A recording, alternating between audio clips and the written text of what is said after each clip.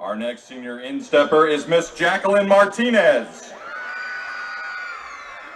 Jacqueline is a third-year member of the Insteppers. Tonight she is escorted by her mother, Christina Martinez, and her brother, Luis Medel.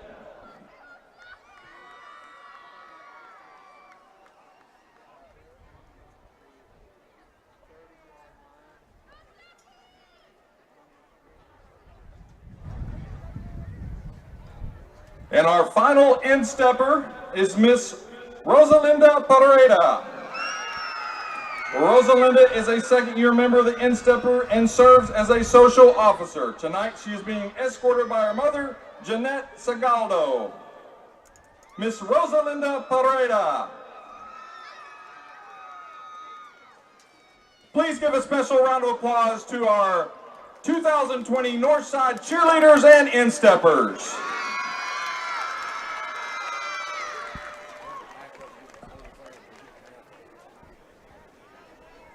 Back up and get.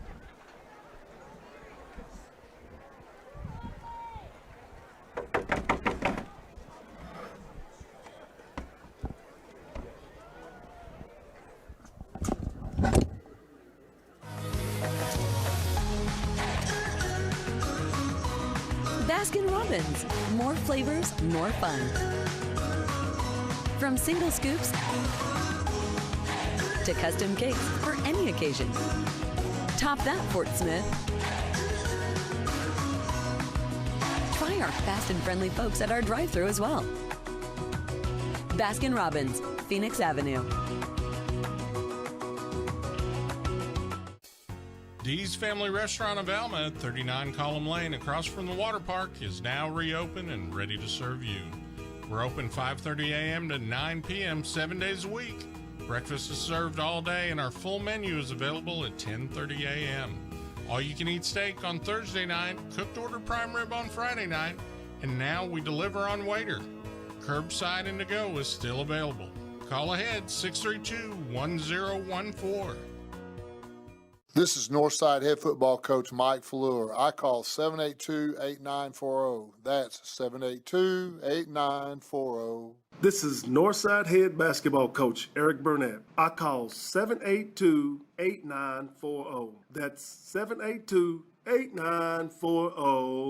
Football and fall, what a great time of the year. It's also a great time to take advantage of York factory rebates on high-efficiency HVAC products. Give us a call at 782-8940. That's 782-8940. For 70 years, Crabtree RV has been serving the River Valley with all your camping needs. With sales, service, parts, and an RV park all at one location.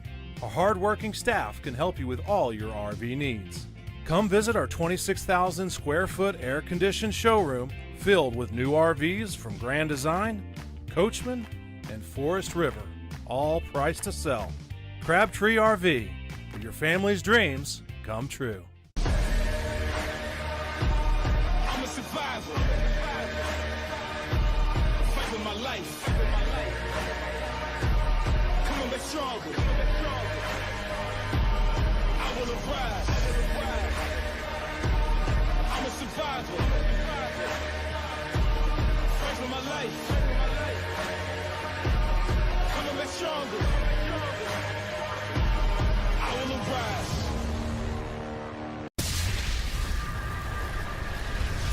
You're watching Grizzly TV. Some banks can make you feel like a number because they're part of a bigger system that doesn't really include you, just your money.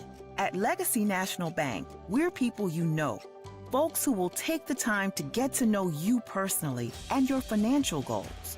We are committed to our region and you, our customers, because we live here and work here just like you. Your legacy starts here at Legacy National Bank.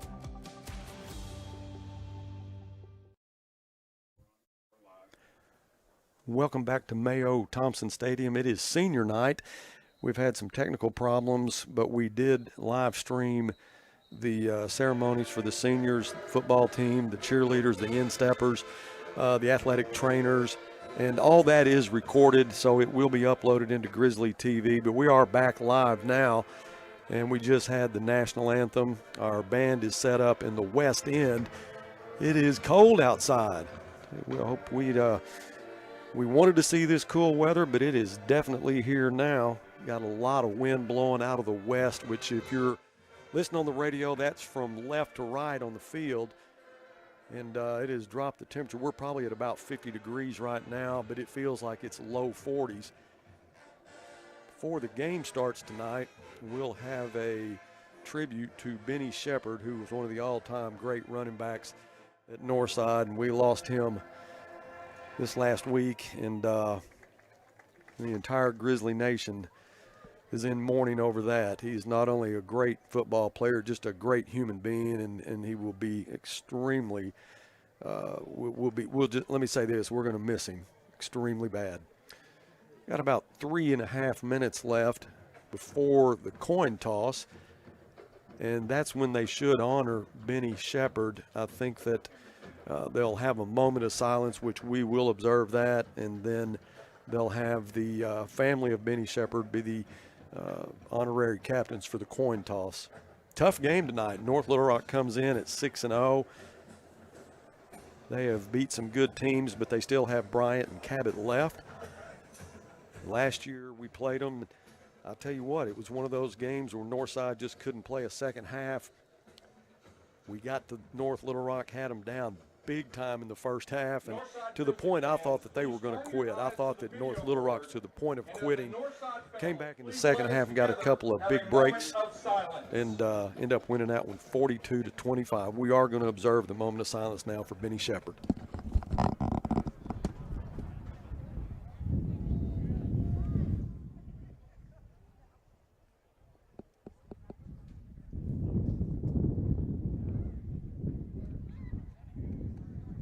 In honor of Mr. Benny Shepard, please welcome to the field tonight honorary captain Miss Vera Shepard and the Shepard family.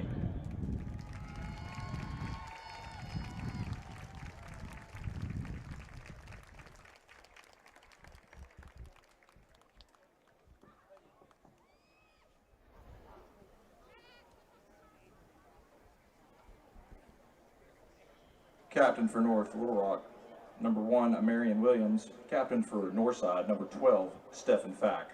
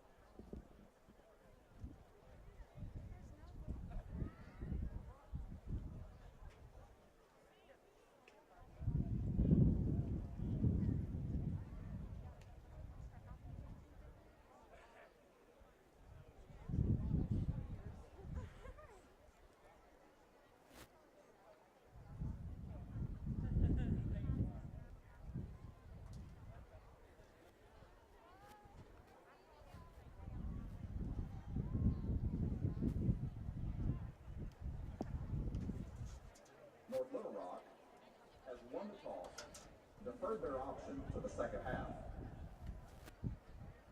Northside, the receipt.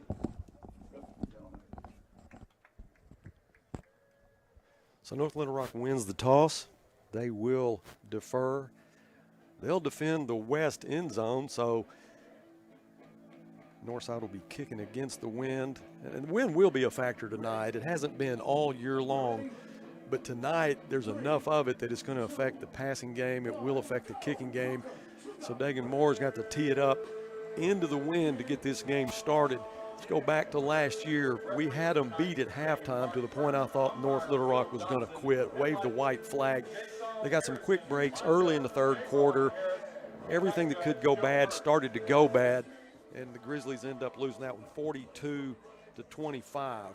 But last year, for the fourth year in a row, North Little Rock got to the finals. They lost to Bryant in the finals last year. Actually lost to him twice last year. Bryant's in another level. Again this year, Bryant has got that same type of football team, but North Little Rock, as I mentioned, is 6-0. Watched a lot of them on film. They're not like the other teams we've played so far, which most of the teams that we've already played, they do a lot of passing, less running. This team's just the opposite. They're going to run it 70% of the time. They're going to pass it 30% of the time. And I've got Sarah Pendergraph. I don't know if she can hear me or not, but she's with Coach Fleur. Let's go down to Sarah. Hey, Coach, this is a big game. North Little Rock is 6-0. I know that's going to be hard, but guess what? I think the Grizzlies are ready. How'd y'all prepare this week in practice? Good week of practice. We just got to quit making mistakes against good teams. Well, effort's been great. Play smart, and let's get after it. All right, well, good luck tonight. Thank you. We're going to go to Sarah quite a bit tonight. She is wrapped up, and I hope she stays warm. As I mentioned earlier, it's going to feel like the low 40s. North Little Rock will have it teed up on the west end. They are in white jerseys, blue pants, blue numbers, blue helmets. Grizzlies in red jerseys, gray pants, red helmets, and white numbers.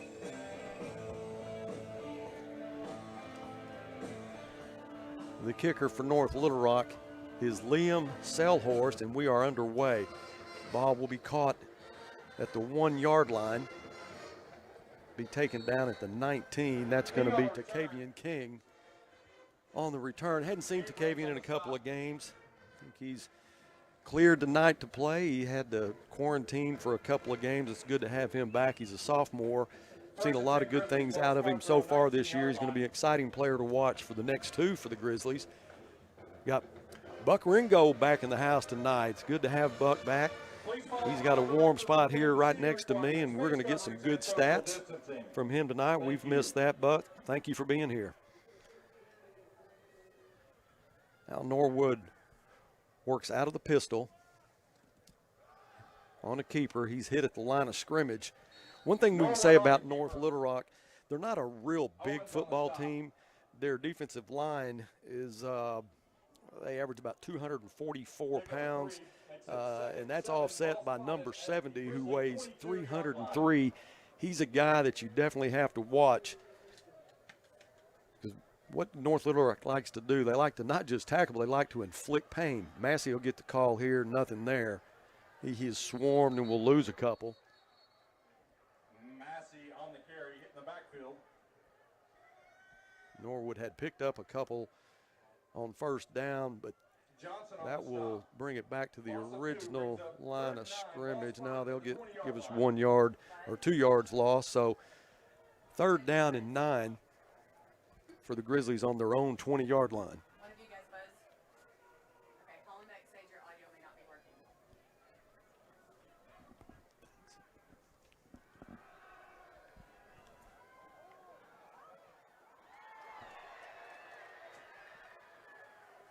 Norwood on the keeper, goes right side of the field, gets close to the first down. I just got a message that my audio may not be working. So we'll check on that. Hopefully it is. If not, our audio is very clear. It'll be a 4th and 1 for the Grizzlies, so Dagan Moore will have to come in and punt this away. Out of the snap of McCade Moody. By number 44, Dagan Moore. Dagan will have to punt this into the wind. He'll catch about his own 12-yard line. Good snap. There's a whistle being blown, so we'll stop play. If we can get a break here, we'll get a first down, hopefully, but if not, they may have to back us up. We don't know what the reason for the stoppage is, but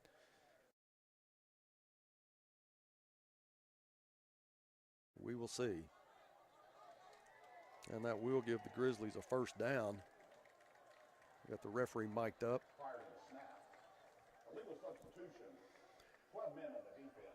Legal substitution for North Little Rock. Grizzlies get a first down out of it, so that's our first break of the night. It's never too late to join the Athletic Booster Club on the west end of the stadium. It's got a message from Laurie. She says that my audio is fine, so thank you.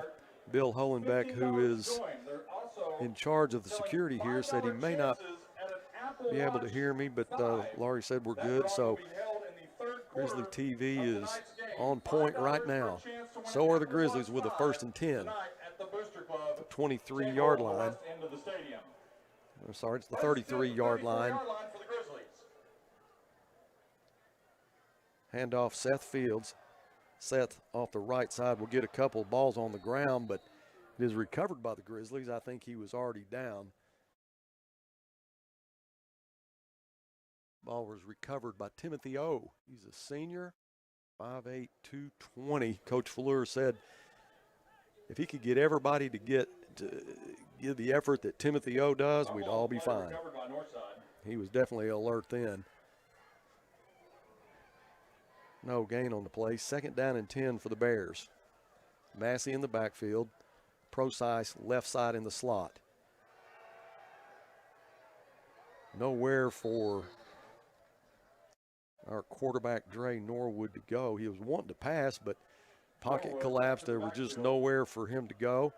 Loss of 4 brings up 3rd and 14. Ball spot at the 30-yard line of the Grizzlies. 3rd and 14 for the Bears.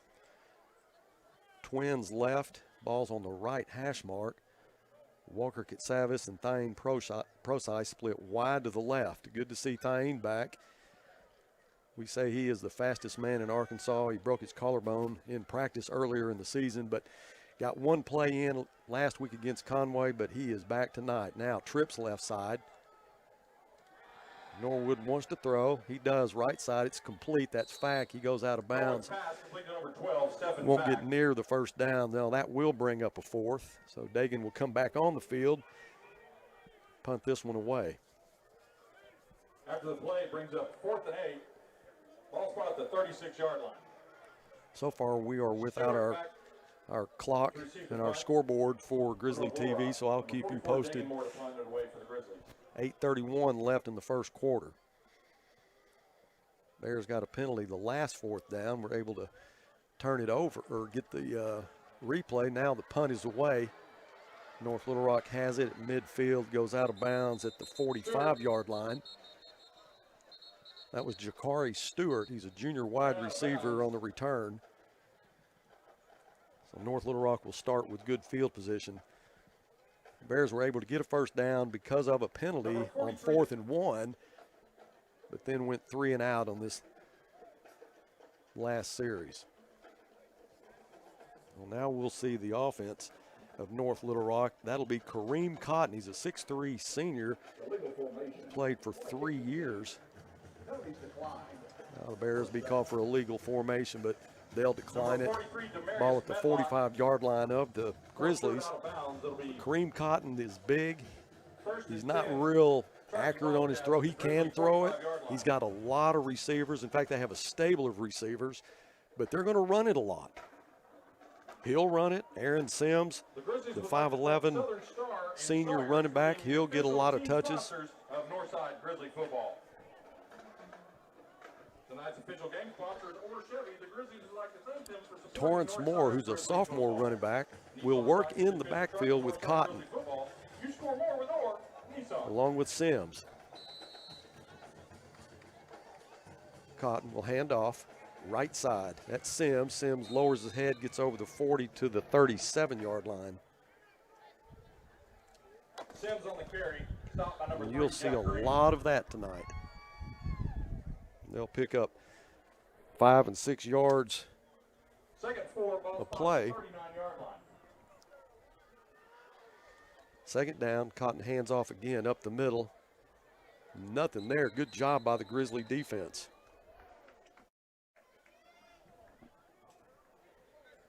Sims on the carry. Number 94, Khalid Thomas on the stop. Frederick O'Donnell, who is a senior running back 3rd and 4. for North Little Rock, is not, I don't know that he made the trip. He's had some ankle problems. He's definitely a running back that you don't want to see on the field. As Sims gets the call, he'll probably get a 1st down as he goes over the 35 down to the 34-yard line. Just needed to get to the 35. So it is a 1st and 10 for North Little Rock. It's enough for a 1st down for the charging Wildcats at the 34-yard line. The Grizzlies would like to thank Jeremy and Rachel Fields for providing tonight's pregame Offensive meal, line along with is our- not big. They only average 240 pounds. And as we speak of the offensive line, I believe their center moved.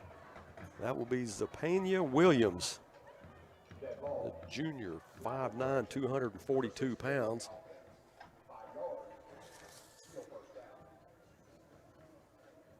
Coach Fleur would like to thank all Northside Athletic Club First and 15 for the charging Wildcats. Ball at the 40-yard line, handoff to Sims, another flag on the ground.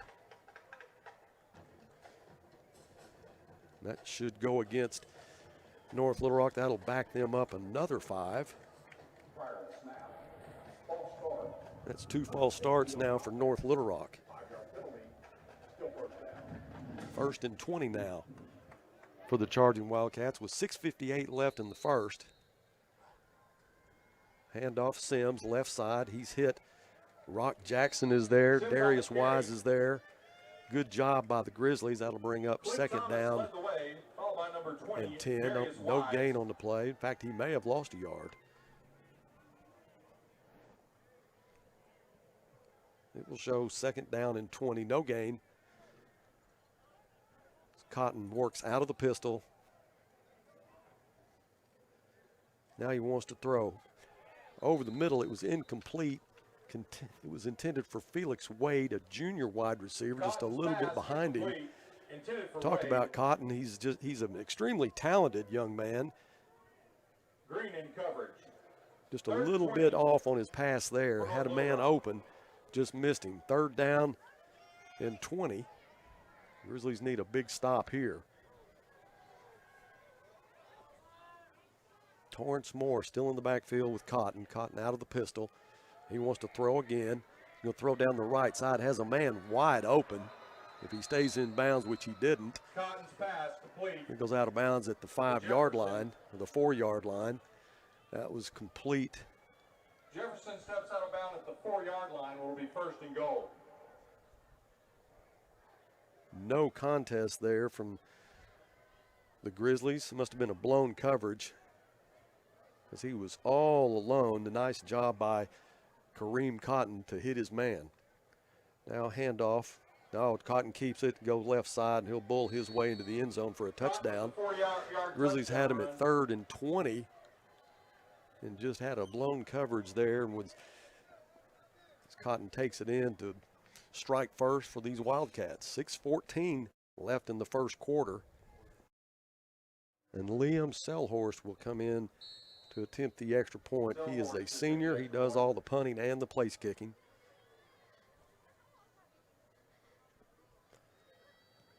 Kick is up, and it is good. And the kick is good.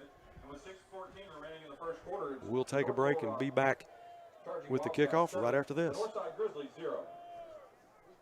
Nestled in the heart of Chaffee Crossing in Fort Smith, where people and nature feel connected, the Hub at Providence is centered around you. The Hub is a live, work, play community with living options, commercial lease spaces, and a restaurant, all within walking distance. Loft living spaces at the Hub are perfect for anyone looking for a retreat from the average apartment and townhomes, featuring many luxurious perks and amenities. Explore the community at thehuberc.com. Life at the Hub, a simpler lifestyle.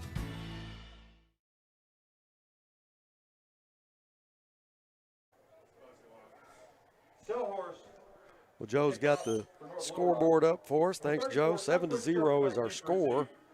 For the Grizzlies. As Kareem Cotton on a zone read took it in from the 4-yard line.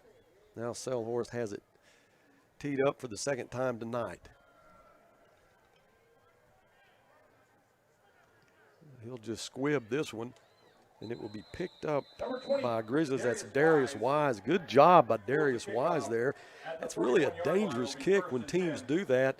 Kind of catch the receiving team off guard a little bit, but Darius was very well alert. Saw that one coming, made a good catch. So the Grizzlies will have good field position at the 41-yard line. Norwood will bring the Grizzlies back along with Ty Massey in the backfield. Joseph Maffei split to the left side. That is the short side of the field. Pass to the right side, that's Procise. Procise with a little bit of room gets He may get the first down. Might be a ball short. Good job by Thame Procise. Ball put down at midfield. Second down and 1 for the Grizzlies.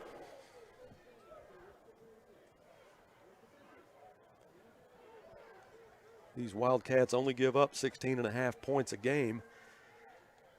Very good defensively. Now, left side, Procise needs to get a block. It's not there, and he'll lose 5. Ball was picked up by the Wildcats. That was Davian Vason. He's a linebacker. He took it to the house, and let's see what the call is. Mason takes the ball to the end zone, but we have whistles during the play. I wish we had our replay, Taco Bell replay available tonight. We could probably get a view of that, but we do not have that available, which we apologize for. Zach Hightower, who is our producer, was under the weather this morning and was not able to make the trip. Joe's here. He's got us under control, but we're minus a few things. Our digital sideline camera and our Taco Bell replay ability, but we do have a clear picture. Thank you to our expert camera girls, Ashton and Alicia, and Sarah Pendergraph, who is out in the stand somewhere. I'm going to get with her here shortly. Sarah, can you hear me? I sure can. Tell me about can you tell what's going on? You got Coach Fleur. Sarah's on the sideline now. Yeah, I was about to say that. Unsportsmanlike. The touchdown is good. Oh, they do give him the touchdown. Well, thought we could get out of the touchdown, but we're not. So Selhorst will come on to attempt his second extra point with 5:31 left in this first quarter. Based on the 45-yard return for the touchdown, Selhorst in to attempt the extra point. We're in this nice, warm Bill Stancil press box here at Mayo Thompson. I've got the windows open, and you can feel that breeze coming through. Sarah, how are you doing? What's the weather like out there? It's pretty frigid down here. I bet. I got the hat on and all the gloves and everything else. How's Dexter doing? Yeah, he's all right. He wore more clothes than me.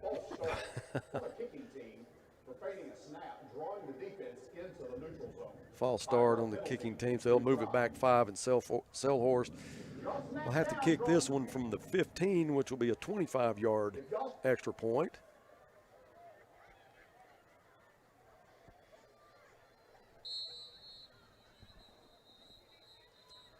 A lot of whistles.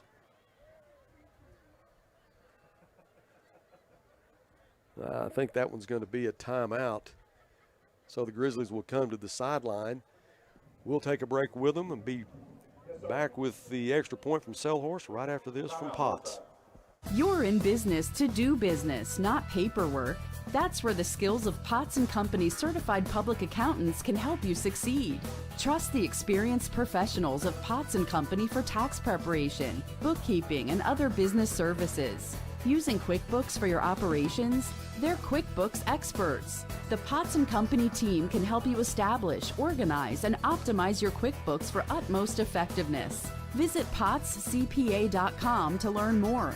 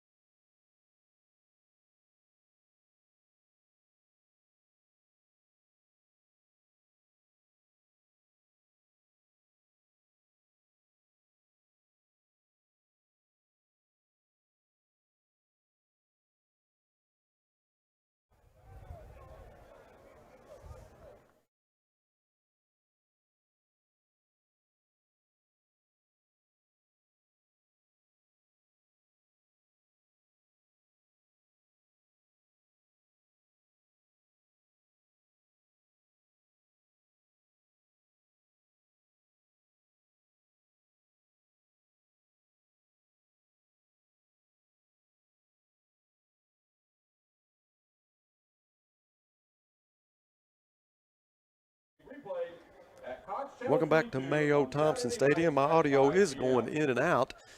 Selhorst extra point was good. 14-0 is the score after the ball was stripped on that wide receiver screen. So the Bears, with 5:31 left in the first quarter, are down 2 scores. So they'll assess the penalty here on the kickoff, and Selhorst will tee it up at the 25-yard line. So the Grizzlies should end up with good field position after this kickoff. And I think I was trying to welcome our North Little Rock Charging Wildcats in on this broadcast. Normally North Little Rock has their own live stream, but they are not here tonight, so their fans hopefully are watching on Grizzly TV. Coach Pazan came in and wanted to make sure it was called Grizzly TV so he could alert some of the fans. And I just want to say hello to Katie, Easton, and Emmy. Hope you guys are enjoying the broadcast. Your Charging Wildcats are off to a 2-score lead right now, and we hope these Grizzlies can get back into it. Selhorst kicks. It goes to the 20-yard line. Still on his feet. Run out of bounds at the 40. That was to Kavion King again. Had a good run back the last time, and nice run back then. So the Bears will have good field position. Ball will be placed. The line of scrimmage will be the 38-yard line, and we have some really special listeners here tonight. My daughter-in-law, my granddaughter Angie, and Ava. Hope you all are staying warm.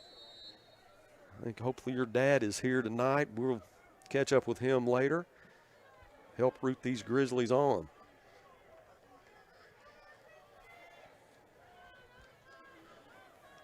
Ball on the right hash mark. Norwood out of the pistol. Twins right, Twins left. Bears lost the handle on the ball from the snap, and it looks like North Little Rock has it back. And they do. Saw a lot of this last week.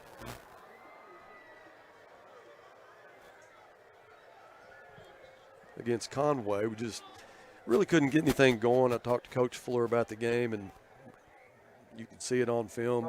From 30 to 30, we played really well, and inside the 30, just couldn't really do anything, and things started going against us, whether it was penalties or it was bad handles on the snap. We just really couldn't get into a groove, and here we go again on that. So hopefully we get that cured. Pass almost intercepted.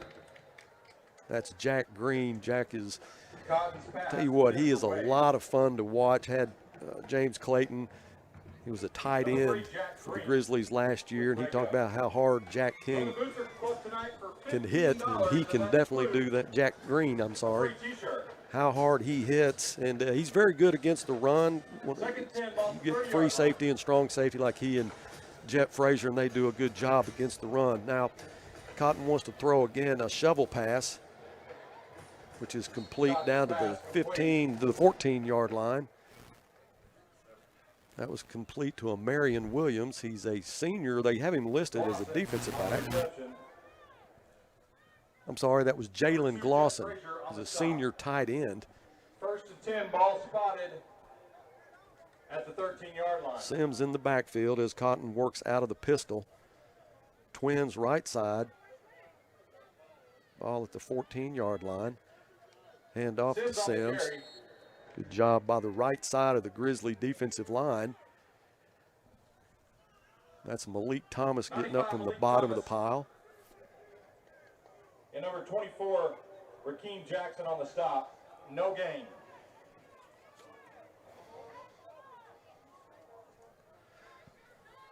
Second down and 10. Cotton wants to throw again. He does. It's complete, but it'll be for a loss. Complete. Nice job there by Demarius Davis, Bashawn Bishop. Moore on the reception. Be a loss of a couple there. Three brings up 3rd and 13. Ball spotted outside of the 15-yard line. 4 minutes left in the first quarter. Wildcats up 13. It shows 13. It's 14-0. Threatening again in the red zone tonight. Cotton wants to throw. Almost intercepted there again. And that was Vashawn Bishop. Cotton's pass, incomplete. No, that was Ian Hardwick. Broken up by number 10. Nice job by Ian Hardwick out of his defensive back position. So they'll Intended for Helm. force a field goal here. 4th down. Selhorst should come on. Selhorst Ball is at the 16-yard line, so this will be a 33-yard attempt after he sets his tee. 33 yards on the attempt from the left hash.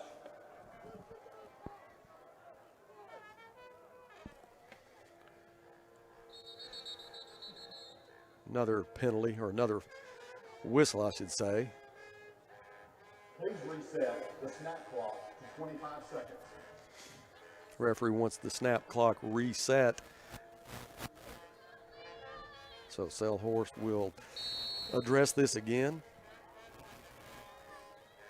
I'll consider this a victory for the Grizzlies if they can just hold these Wildcats out of the end zone after they're in the red zone again. The kick is up, and it is good. 17-0 is the score. We'll take a break and be back with a kickoff right after this. North Little Rock 17, Northside 0.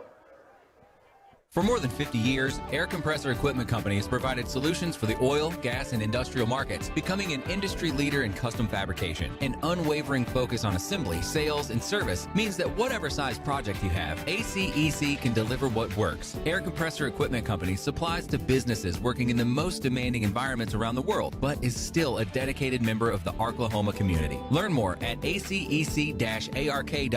Air Compressor Equipment Company. Field tested, quality driven.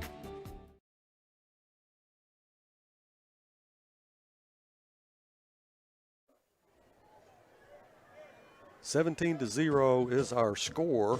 Number 94, Still 3:30 left in the first. Number 34, Sunquest Church back deep to receive for the Grizzlies.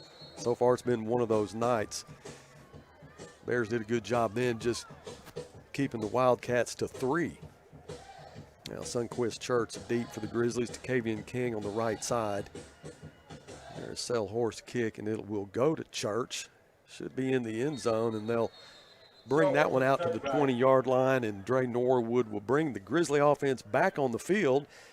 And let's see if we can get something going, kind of get a rhythm going here. The Bears just down 17-0. I mean, it's early in the game, I get that, but we do have some offensive firepower too, so a score would go a long way in helping these Grizzlies get their confidence back, get them back in this football game. Massey works at running back behind Norwood. Norwood will send a man in motion. Hand it to Massey. Massey looks to get to the edge, right side. He'll pick up 10, maybe 11, goes out of bounds. Good job by Ty Massey. One thing you can really count on every game is Ty Massey's going to run hard. And it doesn't matter if it's between the guard and the tackle or if it's outside edge. This young man gives 100% on every play. Now Dre looks to the sideline. I think that Coach Kendrick is on the sideline. He changes pretty much every game whether or not he's in the press box or on the sideline, but he is our offensive coordinator. The Bears do have a 1st and 10 at the 30-yard line. Hand off to Massey. Massey hit hard at the line of scrimmage.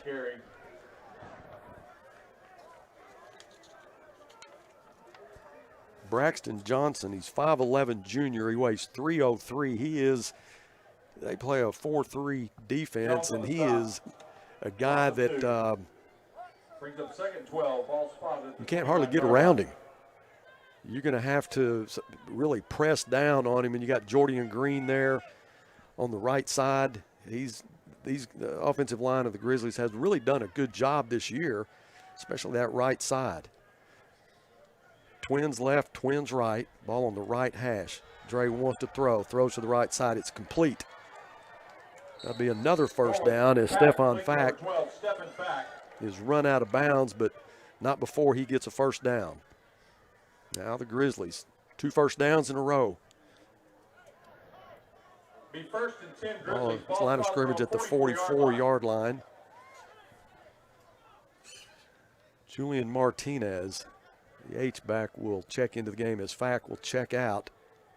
Walker Katsavis split wide to the left side. That's going to be the wide side of the field. He's got Thaim Procise right next to him.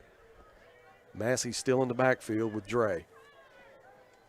Dre looks left, nothing there. He's going to have to go right. Can he make a man miss? He can't, and he'll be dragged down for a loss.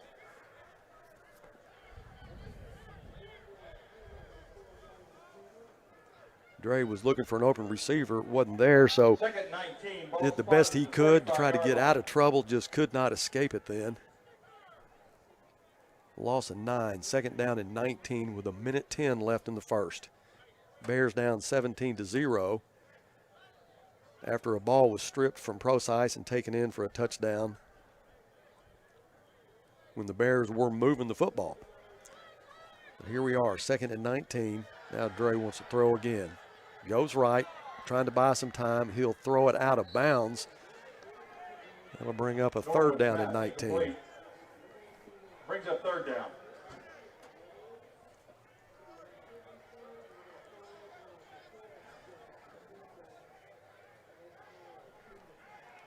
Talked earlier about this wind and how it can affect the passing game and the kicking game, and the Bears are going into the teeth of it right now. 50 seconds left in the first. They'll switch ends then, and hopefully we'll change field position. This Wildcat team has had good field position all night long as the Bears face a third and 19. Now Norwood drops back, wants to throw across the middle, looking for Katsavis. Just a little too far out in front of him. He was being double covered, but he had a step on him. Third down and 19 was unsuccessful, so Dagan Moore will come in and punt this one away. Ja'Cory Stewart for the Wildcats drops deep. He'll wait at the 36-yard line. Dagan will catch the snap at the 20. Kick is on its way. It's a high spiral. It's lazy. Stewart signals for a fair catch. Nice high punt there by Dagan Moore. First and 10, the charging Wildcats at the 37-yard line with 39 seconds left in the first. So we've had a ball stripped. We have had a bad connection between the center and the quarterback. Both of those resulted. One resulted in a touchdown, the other in a field goal. First and 10 for the Wildcats at the 37-yard line. Cotton wants to throw. Has a man deep, it's complete. He's tackled by Jack Green. That's Chris Jefferson, a senior wide receiver. I'd said early in the broadcast, this team will run it 70% of the time and throw it 30% of the time, but right now it's the opposite. They're throwing it a lot more than they are passing it, and Kareem Cotton is doing a very good job, a lot more accurate than we thought he would be. There's a fumble, and the Bears will pick this up. Bad connection there between Cotton and his running back. Looks like Esau was the one that was able to pick up that fumble.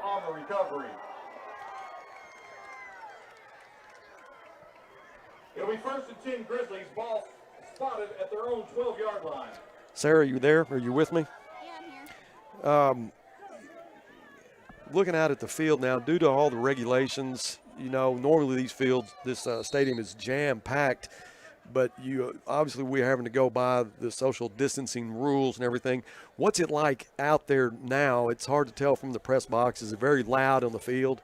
Well, I would say it's a lot more quiet than usual, like compared to the last couple of years here at Mayo Thompson. But at the same time, there's quite a few more people here this week than last week. Pass over the middle. That's to Walker Katsav. I'm sorry, that's Procise. Procise all the way up to the 42-yard line. First and 10 for the Grizzlies. Nice job by Thaim Procise coming across the middle. Good job by Dre Norwood to find him. Good pass, good catch, good run. First and 10 for the Grizzlies. 10 seconds left. I think the Grizzlies will let this run out, reverse field, and get the wind behind them for a little bit, which that's what they'll do. We'll take a break, and we'll be back with the start of the second quarter right after this word from New Health Dental.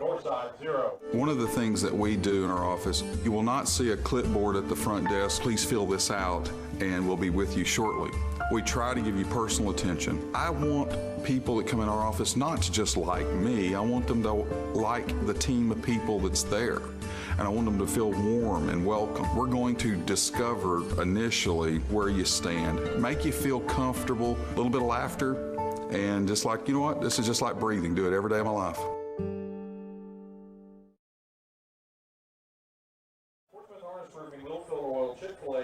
Welcome back to Mayo Thompson. We're getting ready to start the second quarter. Bears worked against the wind in the first quarter.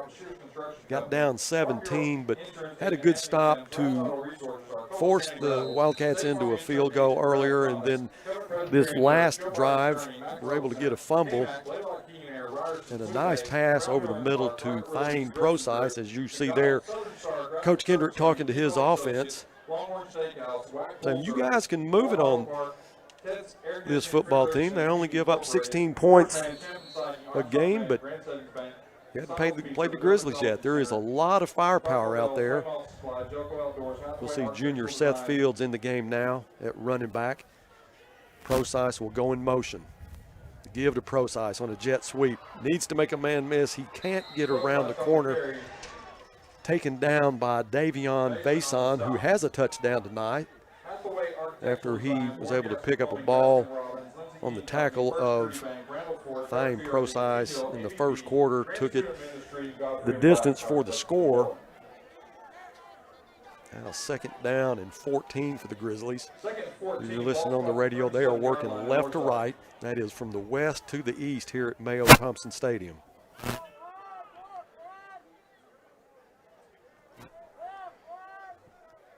Seven seconds on the play clock. Trey Claps gets the snap, throws it across the middle. It's complete. That's Procise again. Procise will pick up 6 yards. Well, he's coming across the middle now.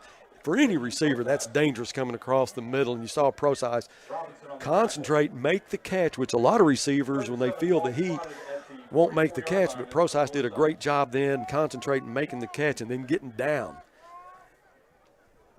Third down and 7 for the Grizzlies at the 44-yard line. Massey back in the game. Trips to the short side of the field. Fack split wide left. A lot of heat coming in on Dre Norwood. Tried to set up a screen for Massey. It wasn't there. Fourth down now and 7 yards to go. So Dagan Moore will come in with the wind behind him this time. Hopefully we get the Wildcats back a little further in their own field, in their own end. Stewart to receive the punt at number 44, Dagan Moore.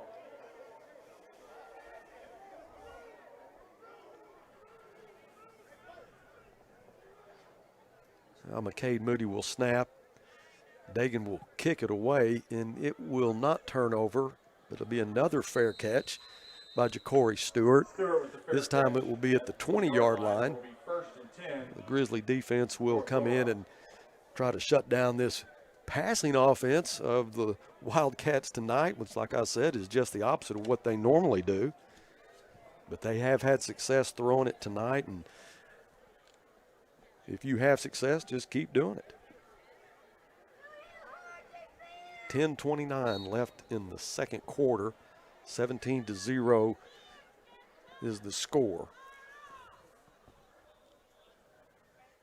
Torrance Moore and Sims in the backfield. Sims gets the call. He may pick up a yard at the most. Malik Thomas there on the tackle.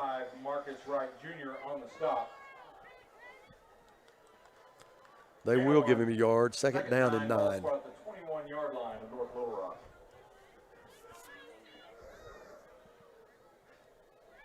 Cotton out of the pistol with Sims behind him. The give to Sims again. Left side, quick hitter, gets to the 24-yard line. Should bring up a third down and 6 now for the charging Wildcats. Big third down here for the Grizzlies. After a gain of 3 brings up 3rd and 6. Ball spotted just inside the 25-yard line. Sims stays in the ball game as Kareem Cotton is motioning for his receivers. They have 3 new ones come in. That's Johnny Lewis. He's a junior wide receiver. He'll split to the left side. Cotton out of the gun. Throws right side. Hit his receiver right in the numbers. He dropped it. That was Ja'Cory Stewart. Normally sure-handed. That'll bring up a fourth down. 4th down. So instead of Liam Selhorse coming in to kick an extra point or a field goal, he should be coming in to punt this one away, and he is. Selhorse to punt the ball for North Little Rock. Josh Thrower is your long Number snapper. 23, Joseph Maffei. Maffei is deep for the Grizzlies. Going in the footsteps of his brother Jeremy, who was fearless as a punt returner. It's a good snap. Selhorse punt is away. It's a high turnover spiral that the Grizzlies just get away from. It'll hit and go out of bounds at the 42-yard line. Good field position again for the Grizzlies. Great job there by the defense to force a 3-and-out on this offense that has been very good tonight throwing the football. You expected them to come in and run, but they've done a good job throwing it. So the Grizzlies defense did what they had to do. Now the Grizzly offense with good field position again, and 9:14 left in the first half. Need to get some points on the board. Dre will go empty with trips left side, twins to the right. Now Dre, he's going to keep it. Finds some space, makes a man miss at midfield to the 49, about a yard short of the first down. Nice job on the quarterback keeper, Dre Norwood, to pick up 9 there. Brings up 2nd and 1. Now Dre looks to the sideline. He'll keep Ty Massey in the backfield with him. He'll send Walker and Thame wide to the left side. Now, Walker, he'll go in motion. He wants to throw. He throws, looks for Avante Tucker. There should be an interference call there. There is. Tucker had his man beat. That's Ricky Reed, who's a senior defensive back. He is a very experienced defensive back, but he bought Walker Kitsavis. Looked like he was going on a jet sweep.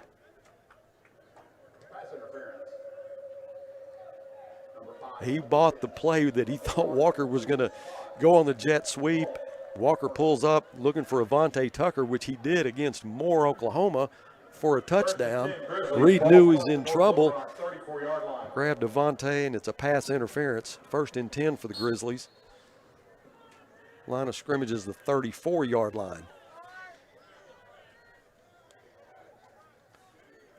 Norwood claps. Nothing there, looks to the sideline. Coach will give him his play. Walker and Procise wide to the left side. Throws across the middle, intended for Procise. Just a little bit low. A little bit tentative on that throw. Again, dangerous coming across the middle, but Procise unafraid. Wanted to make the catch then, but it just wasn't in his range. 2nd and 10 for the Grizzlies. Massey at running back. Fack split to the left. Tucker in the slot. Procise in motion. He gets it on the jet sweep. Cannot make a man miss. The ball is now loose. Be picked up Football on the play, recovered by the Wildcats. The one thing about these North Little Rock Wildcats, and I mentioned it early in the game, is that they don't just tackle you just to get you down. They try to inflict pain on you, and you saw it then with that wild slinging tackle on Thame Procise. Just wasn't able to hang on to the football. Another turnover for the Grizzlies. Line of scrimmage at the 43-yard line. Cotton will come back in with Torrance Moore behind him. One receiver to the left, one to the right.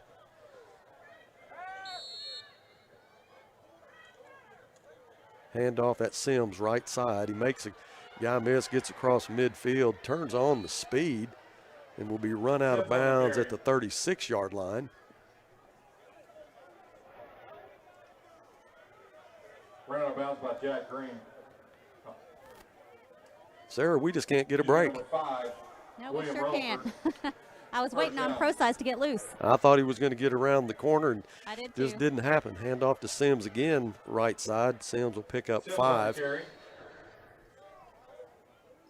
Sims, the starting running back. You've seen a lot of him tonight. You've seen a lot of Torrance Moore. Green on the stop. Frederick O'Donnell, who is, I think, probably the most dangerous running back they have, has got an ankle injury. I don't know that he dressed out. Didn't see him in pregame. 2nd down and 5. Handoff again, Sims. Sims will pick up a couple, be short of the first down. Number 43, Demarius Medlock on the tackle. Let's need another turnover here by the Grizzlies. 7:33 left in the second quarter. 3rd and long, 2. Ball spot at the 28-yard line of Northside. Cotton out of the pistol. Hands off Sims again, right side. He'll be short of the first down, but I'm sure that they'll line up and go for this. It's going to be short, but it's not going to maybe a yard. And they will go for it.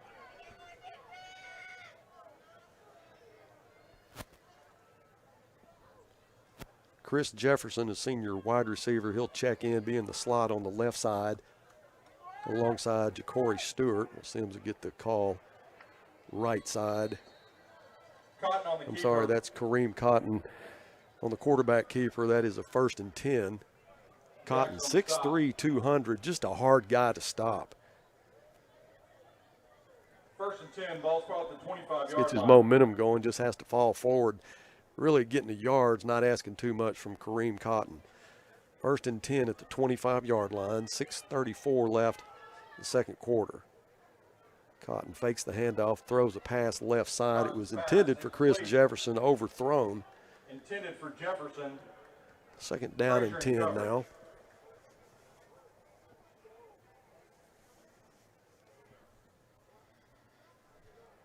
Sims will get a break. Torrance Moore now checks in for the Wildcats.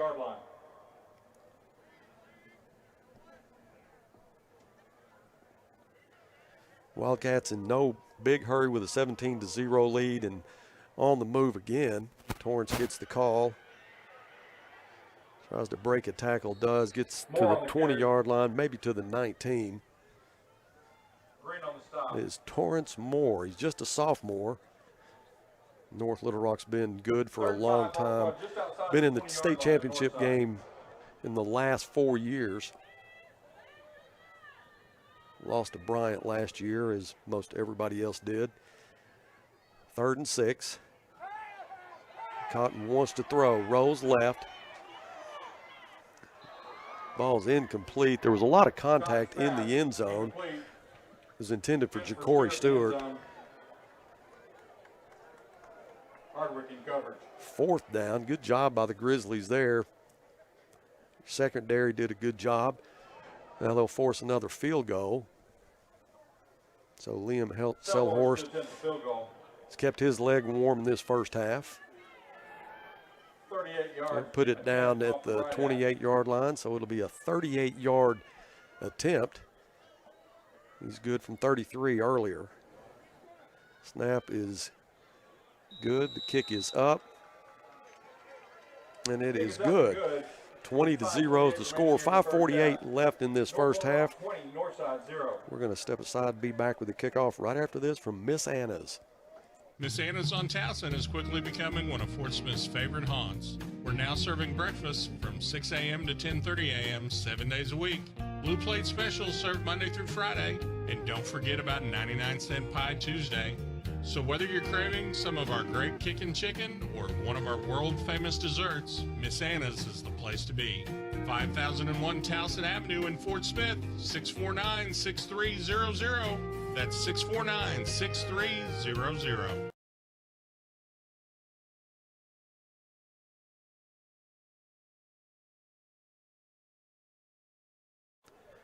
Well, the Wildcats have been in the red zone twice, and twice the Grizzlies have held them to just a field goal. It's 20-0, 5:48 left in the half. Selhorst tees it up at the 40. Church will wait, along with Takevion King and Ty Massey. Kick is on the way, and that will be Church at the 6. At the 15, at the 20. Hits a lot of traffic at the 23 where he's taken down.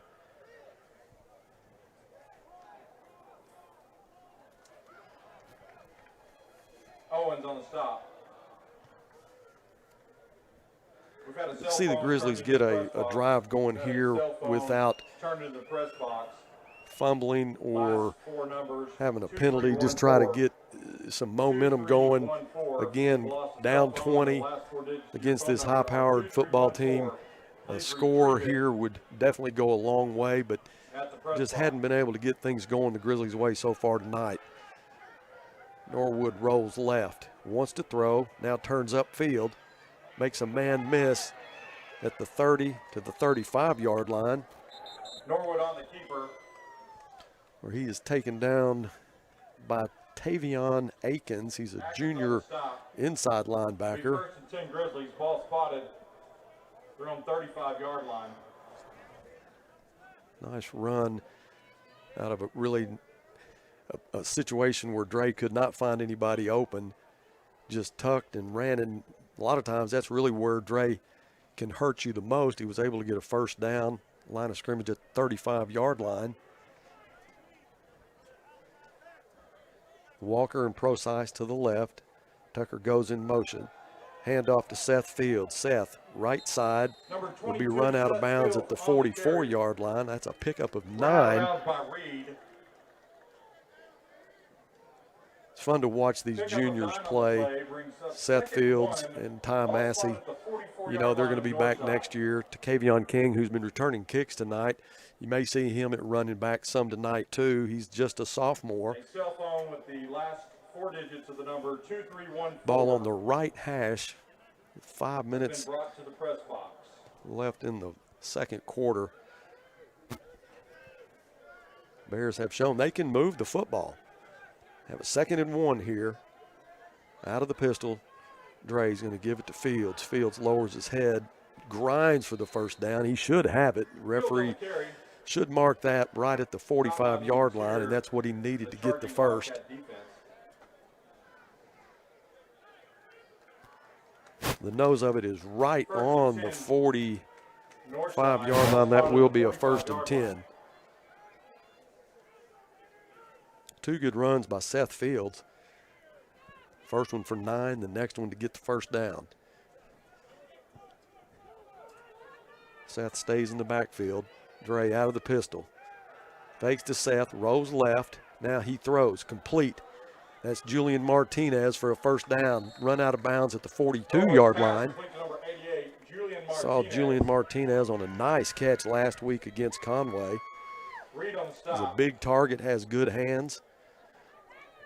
First down for the Grizzlies, the North Little Rock 42-yard line.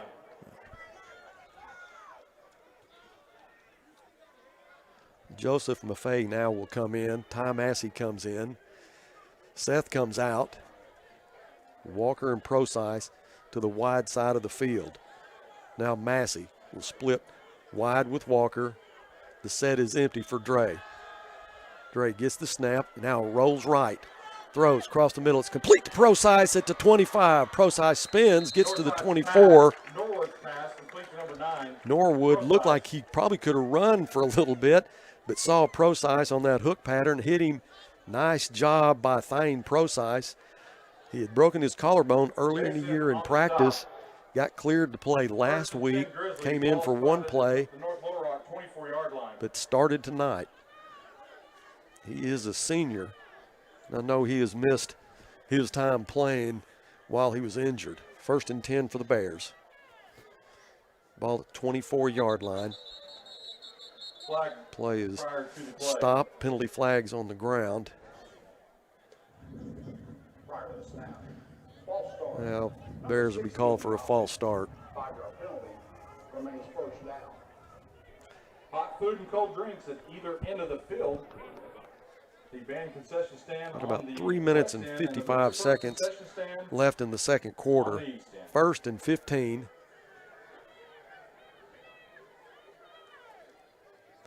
Norwood gets the snap, throws left side. It's complete, but he's hit immediately. That's Avante Tucker. He'll pick up a couple yards. It'll be second down. They're not going to show much of a gain there. They're still showing second down and 15. No gain, second down.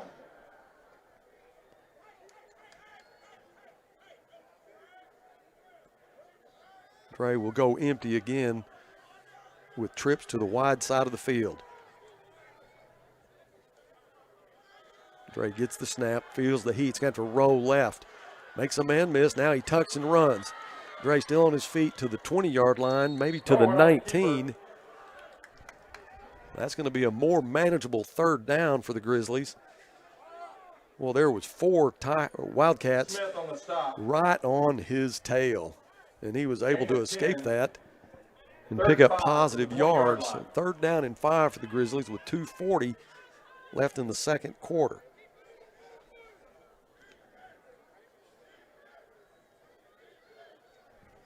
We're in the Burton Pools and Spas red zone for the first time tonight. 8 seconds on the play clock. I think that coach will probably take a timeout. They're going to let this run down, and they will take a timeout. We'll take a timeout with them. We'll be back with the conclusion of this second quarter right after this.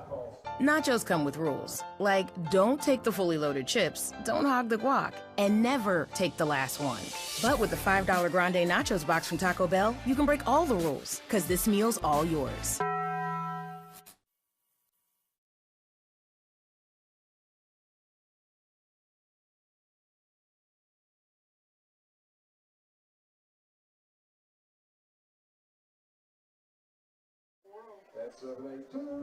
Welcome back to Mayo Thompson Stadium.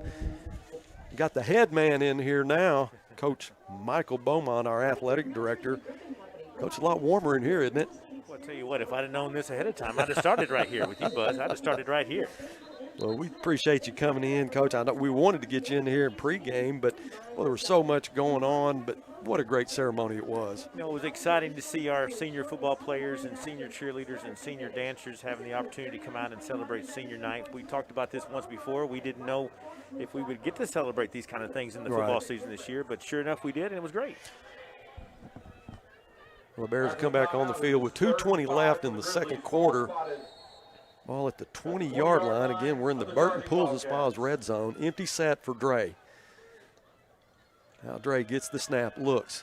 Nobody there. He's going to run. Gets down to the 15-yard line, maybe the 14. Bears need more than 3 out of this. He needed to get to the 15. Surely they'll give him a first down. Let's see where they mark it. Well, they should at least call for a measurement here because that ball is right on the 15-yard line. They're going to say it's 4th and inches, but I cannot believe that they don't measure that. That's what I think. Coach, that one's on the other side of the 15. I mean, we need to measure that now. Well, they're gonna go for this. Yes, so sir. Dre will line up in the pistol, gets the snap. He'll keep it himself. He'll get the first down. It's a big lick by Deontay Young. He's a sophomore linebacker, but Dre took the lick, got the first down, keeps this drive alive. Sarah, are you with me? Okay. I don't know that we can get Coach Fleur at the end of this quarter, but we'll probably catch him coming back out of after halftime. Dre gets the snap, looks left, throws across the middle. That's complete. Procise again. He's had a lot of success coming across the middle to Thane Procise. So glad to see him back in the lineup tonight, Buzz. Well, I am too. He's just exciting, Coach. You'd love to see him get a step on somebody. Yes, sir. Minute 5 left. Ball. Minute 6 brings up 2nd 4. Ball spot at the 13-yard line. Ball at the 13-yard line. We're under a minute now. I'm sorry, the ball's at the 8-yard line. Dre works out of the pistol. Massey behind him. The give is to Massey. Massey across the right side. Number 33, Ty Massey on the carry. We'll get a couple of yards. 39 seconds left. Grizzlies have one timeout left. But they'll probably try to get another play here. They have a 3rd and 2. Big third down. Need to get the first down here. Now let's send Procise in motion. Dre gets the snap, goes left. Come on. Now he goes back to the right. Has some room. Dre at the 10, at the 5. Get out of bounds. Gets thrown out of bounds at the, looks like the 3-yard line. That'll be a 1st and goal with 16 seconds left. Smart play there, Buzz, to get out of bounds, stop the clock. And they still have their timeout Yes, left sir. with 16 seconds. Let's see where the line of scrimmage is going to be.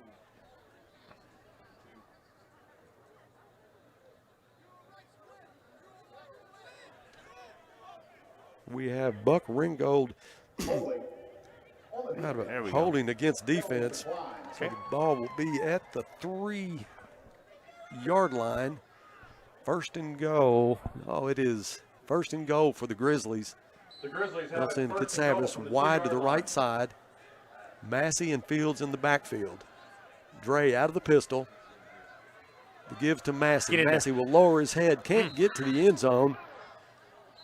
Massey on the carry. Picks up maybe a yard, so the Bears will be forced to use their timeout. We're going to stay with them. 10 seconds left. It'll be 2nd and goal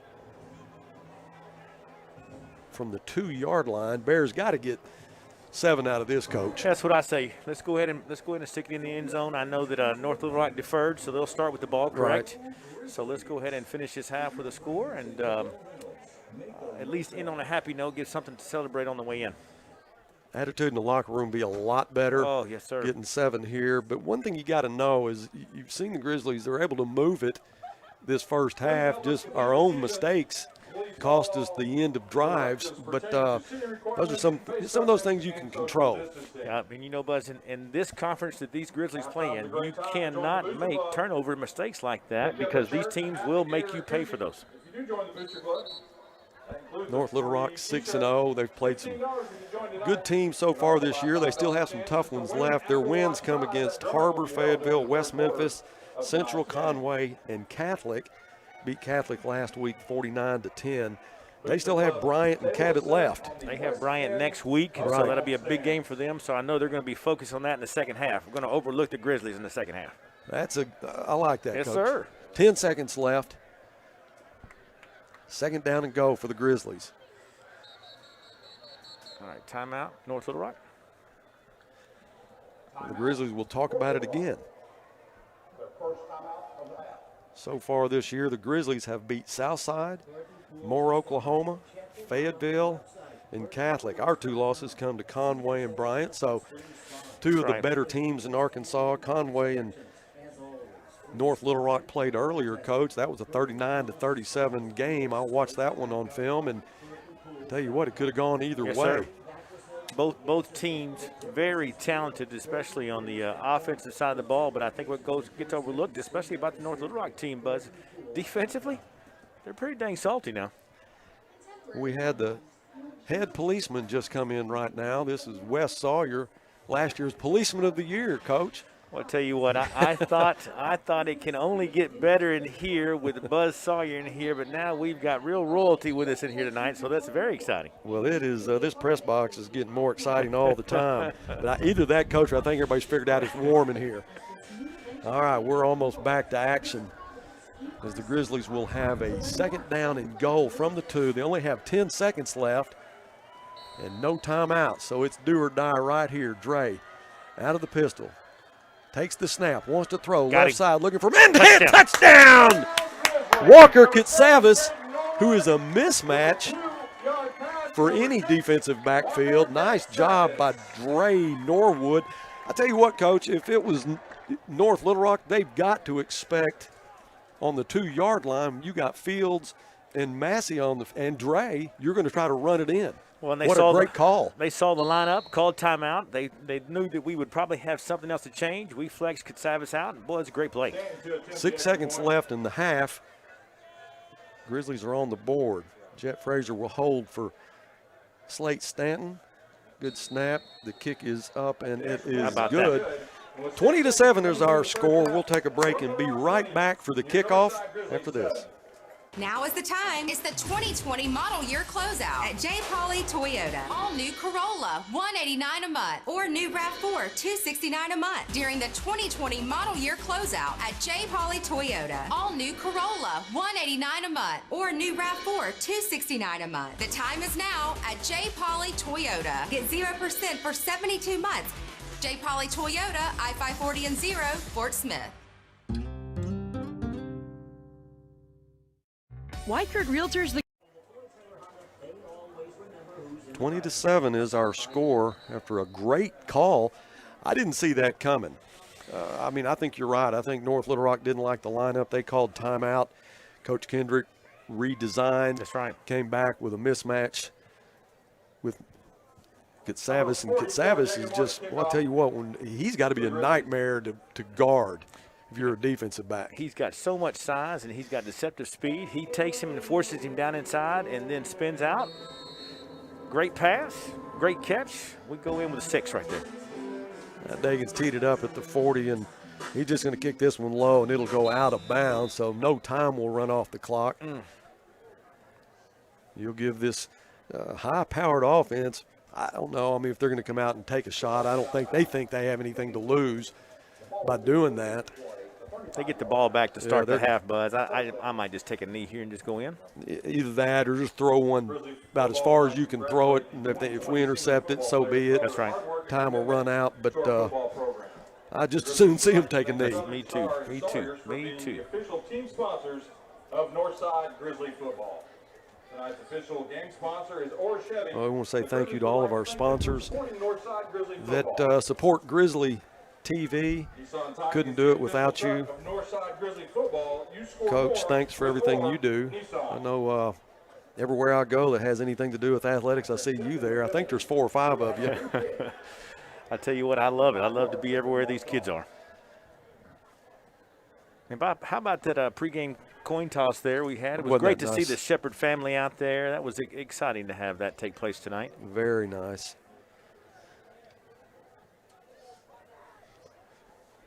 Well, they're going to re-kick it. Make a re-kick right So he will move it back 5.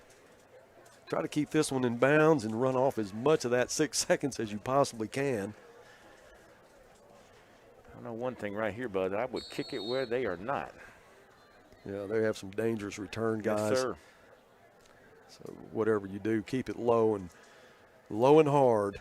And that one is low. Good, He'll just kick it over their head. Nice job, but we still don't lose any time.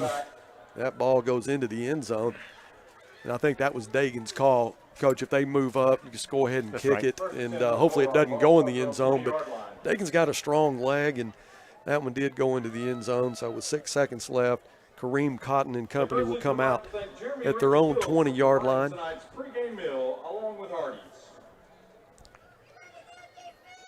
Looks like right here, maybe just take a knee, Buzz, and then go into half. Yeah, that's what they're going to do, Coach. Northside's in a prevent, but they see what's going on now, so they'll come up, and Cotton will take a knee. Cotton takes a knee. 20-7 is our score. We're going to take a break and come back. Coach Beaumont and I will talk a little bit about Grizzly football and what's going on in Fort Smith, what the future looks like. And Buck Ringgold's here with us. He's compiling all the stats, and I can't wait to get those. We've really missed Buck. So hang in there with us. We'll be right back. Weichert Realtors, the Griffin Company, provides an extraordinary real estate experience for both clients and agents. Now with offices in Bentonville, Springdale, Fayetteville, and Fort Smith, they proudly offer clients and customers the expertise you need when buying or selling. From contract to closing, their realtors are equipped with the knowledge and resources to ensure a smooth transaction, start to finish. Visit them at 3920 Rogers Avenue in Fort Smith or online at WeichertFortSmith.com. Experience the Weichert difference. Burton Pools and Spas. Check them out on their website, burtonpools.com. See their selection of hot spring spas, doughboy pools, and in-ground selections. As always, free spa and pool water testing. Burton Pools and Spas, your source for backyard fun. BurtonPools.com. Chlorine-free Backwasil pool care system. The difference is clear. BurtonPools.com. With 2 locations in Fort Smith and Springdale to serve you. BurtonPools.com. When you join our Pride, you're never just a number. You're more than a face in the crowd. When you join our Pride, you become a member of our community, a community with a rich history and a vibrant future. When you join our Pride, you'll get the education and the experience you need to turn your ambition into reality. Embrace your potential to get the career and the life you want. Join the Pride at the University of Arkansas, Fort Smith.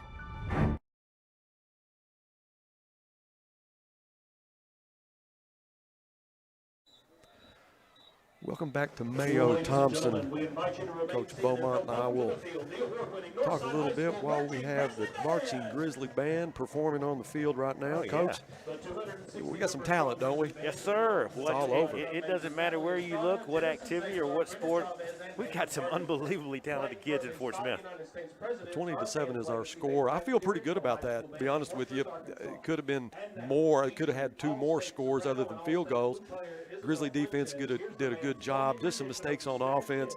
Had 2 fumbles and then one that was, I think, a mishandle. Maybe Dre fell down. I'm not real sure what happened on the snap, but we've lost 3 fumbles, and you can't do that against a team like this. But we're just down 20-7. We are going to have to kick off in the 3rd quarter, but hopefully we can have a big stand to get that quarter started. You know, and that's, if I'm Coach Fleur, that's what I'm telling them. Let's come out in the second half. Let's get us a stop right off the bat and keep driving the ball like they've been driving the whole night. It's just can't have those mistakes made.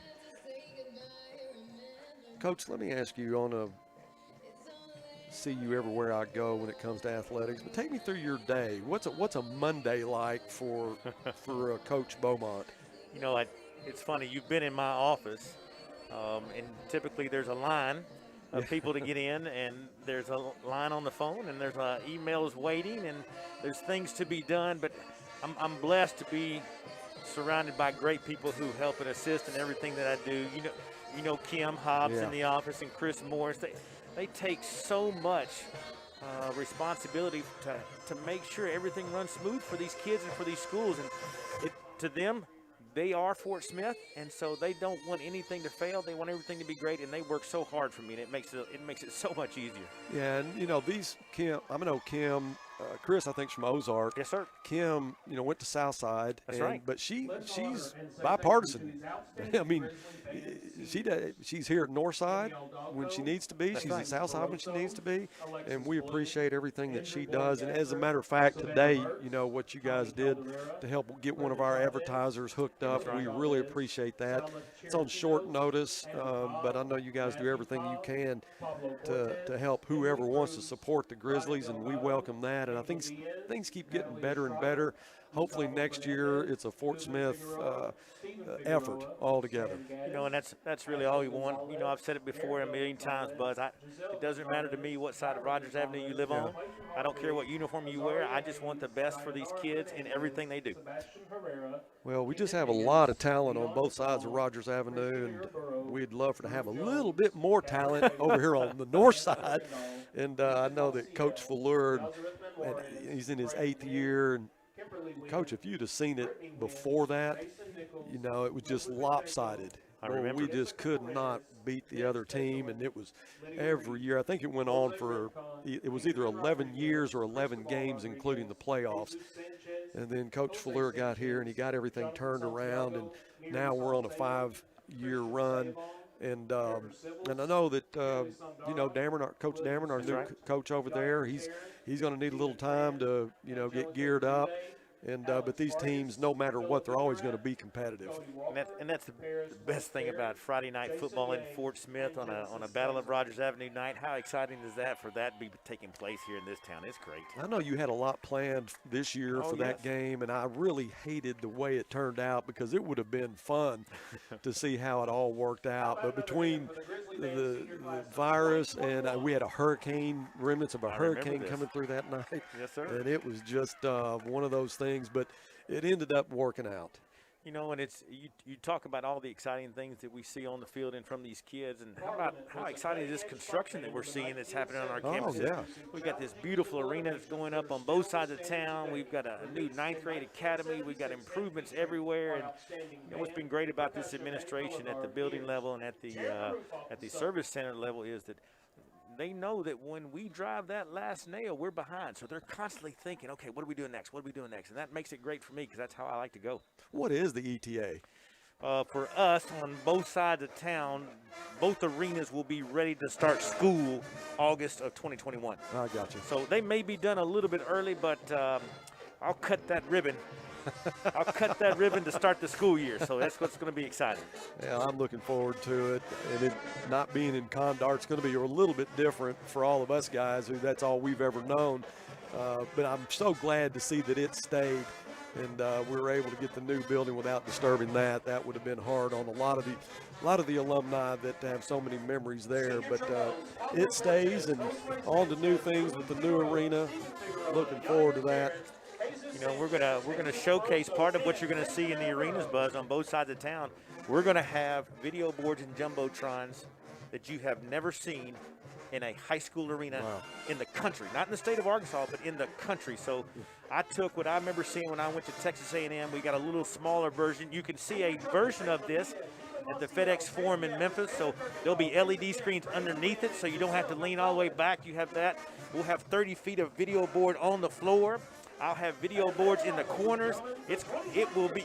You're going to need SPF 50 when you come into the arenas, so you don't get a sunburn from all of these video boards. Well, I'll load up on the SPF, and I'm looking forward to it. Oh, it's going to be exciting. And I tell you what, just need to get off to some good years with it. You know, get some wins on both sides of town in basketball, and well, Northside's been there for the last 3 or 4 years. Ricky Smith and Coach Burnett, they do such a great job with that basketball program, and I'm excited to see them get that facility. This facility here at Mayo Thompson is so special because it's a hard place to play if you're an opponent, because there's no track here and the stands are right on the field. It gets really, really loud in a normal situation, but what a beautiful place it is with all the new facilities, the turf, and I mean, I have guys come in that hadn't been here in 10 or 15 years, and they see this, and it's like it is unbelievable. Well, get ready, because this is just the first of many things that are going to be going up and starting, and I don't want it to stop. We're going to continue to try to improve in everything we do. Coach, can you hang with us a little more? Yes, sir. Okay, well, I'm going to take a break and come back with Buck Ringo, get some stats, and then you and I will continue. Yes, sir. We'll be back right after this. You're watching Grizzly TV. When I talked to the Sawyers about some windows and the concrete work, they showed me several different options of things that they had done, and it all looked good. I would recommend Sawyers to anyone. If they came out and looked at my concrete, they could see the quality job that Sawyers did. They were very professional and top quality. They were on time and on budget. I am 100% satisfied with the work that they've done. Unique is our middle name. Okay, maybe not the exact middle, but it's in there. A to Z Variety Store is the most unique shopping you can do in Fort Smith, with furniture, groceries, housewares, even a floral section. With 48,000 square feet of bargains, you're sure to find everything you need, and even a few things you didn't know you wanted. So many great deals, you'll marvel at the savings while you revel in the friendly customer service. Inventory is constantly changing, but consistently affordable. Visit A to Z Variety Store at 2600 Midland Boulevard in Fort Smith, and to stay up to date on new arrivals and special deals, like A to Z on Facebook. Hey, this is Ted with Ed Walker's Drive-In. For more than 70 years, Ed Walker's has been the place to go for the best French dips and hand-patted hamburgers in town. Blue Plate specials served Monday through Friday, and we're still the home of Fort Smith's only 5-pound hamburger. We're open 10 a.m. to midnight, 7 days a week. Call ahead for pickup, 783-3352. Ed Walker's Drive-In, 1500 Towson Avenue in Fort Smith, where the legend lives on.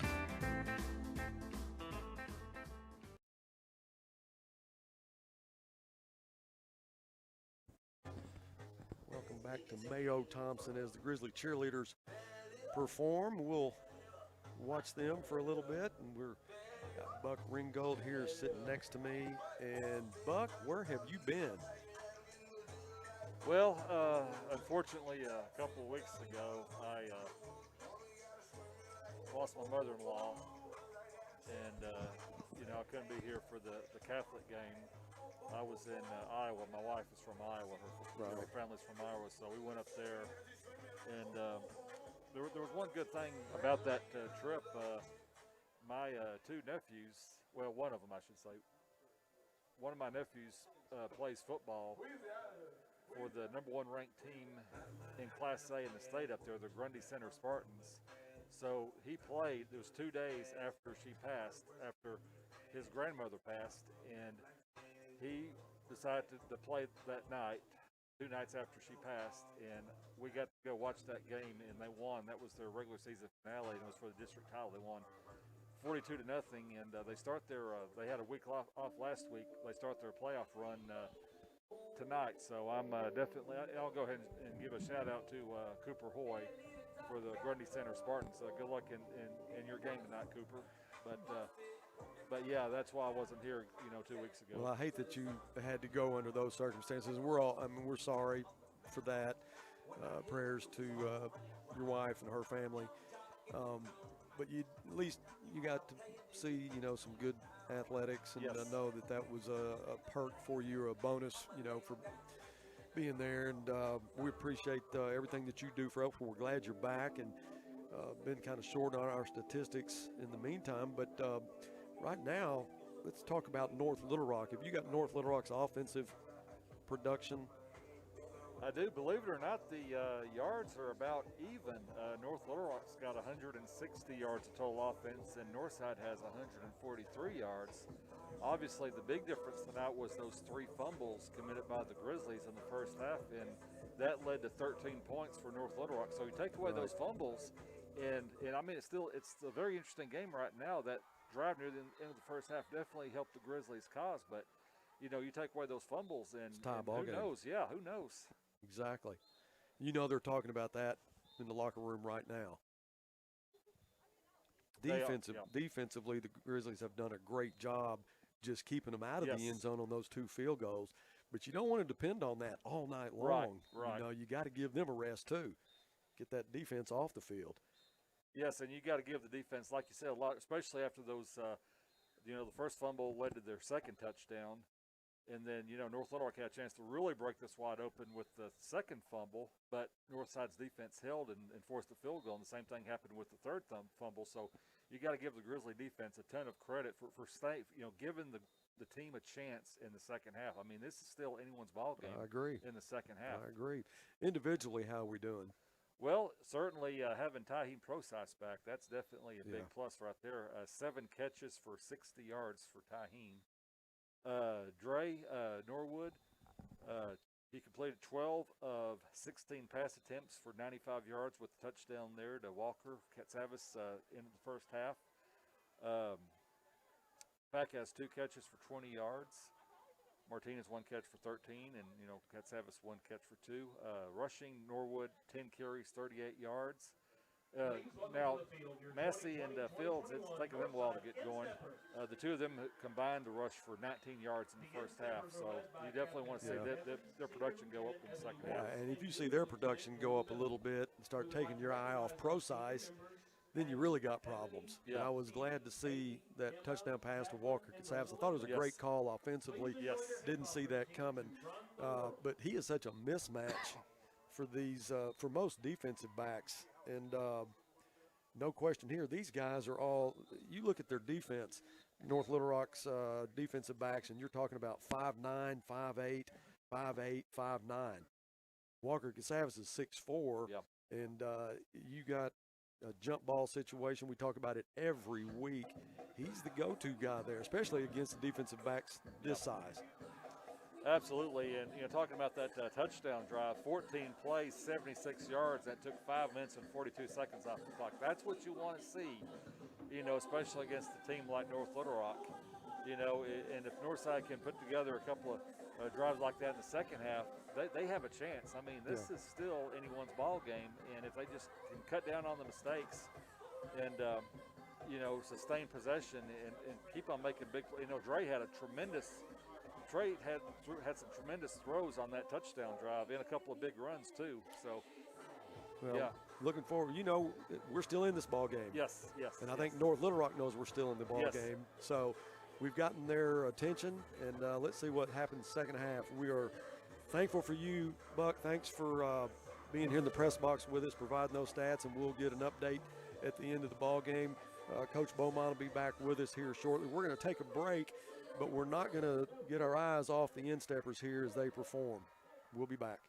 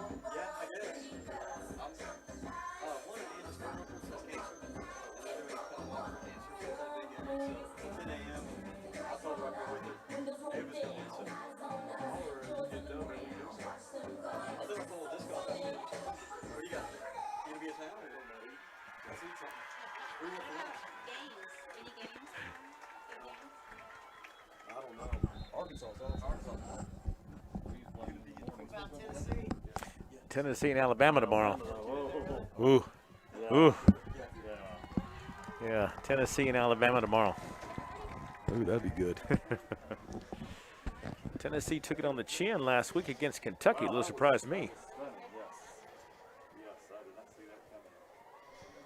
I'm coming back now, Coach. You ready? Yes, sir.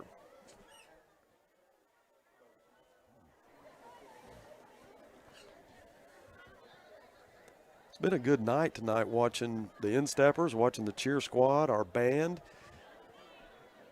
Football team has made a run there towards the end, and excited to see how that third quarter is going to pan out. Boy, if you can get a stop right off the bat, who knows? You know, and that's what I'm preaching in the locker room right now. Come on out, let's get a stop right here, and then stick one in the end zone, and then here we go. 20-7. Their score, a couple minutes left at this halftime. Pretty cool to see things go relatively smooth, even though you're having to deal with so many different rules and regulations here. And if you look at where the band is now in the west end zone with all the seats, you know, apart, set, just, you know, as close as you can get them without breaking the rules, and got the whole end zone covered. I was watching pregame, and the North Little Rock kickers couldn't even kick. It is our Friday midday event on either side of town. We had to bring out a couple hundred chairs and spread them all out 6 feet apart, but it was the way, Buzz, that we knew we could get the entire bands out here, and we just felt like it had to happen. So how often, I mean, all your taping and everything on the bleachers, does that stay, or do you have to come in and readjust that? You know, the first time we did it, Buzz, we used caution tape, and we taped the end, and that did not last for us because of our construction, too. The kids have to utilize the stadium for lunches during the day, so it kept getting used. This field also gets used by the junior highs, so we had to redo it all once, and then we had to do it a third time, and I said, you know what, I'm going to try to find a product here that sticks to the bleachers, and so that's what you see now. So it's a lot better. It's a striped caution duct tape, and it seems to work and helps keep everybody safe. Yeah, and it cuts down on all the redos. Oh, I'm not going to tell you, I was not very happy about the redoing part, but I knew it had to be done, and when we found this product, I told Kim, buy 100 cases of it because I don't want to do it again. Coach, I keep my phone on during the broadcast. We get a lot of text from you know, all of our listeners and kind of keep us posted on how things are going, and I really appreciate that, the way they keep us informed and the fact that they are listening, and I do want to say thank you to them. We talk about our camera girls a lot, Alicia O'Neill and Ashton Little, and Alicia's dad, Sherman O'Neill. He big supporter of the Grizzlies, and he told me right in the beginning, Mike, we're having problems with, retexted, said, hey, we're all good. So we appreciate that. No, we Sherman, love that thanks for thank you, Sherman. Yeah, for keeping us informed. You know, Buzz, we're talking about the safety of the stadium and what we're going to do. You know, we're looking now at what basketball is going to look like, and it's got me a little nervous. These are indoor venues, much smaller venues, and so that part we're trying to figure out what we're going to do next with them.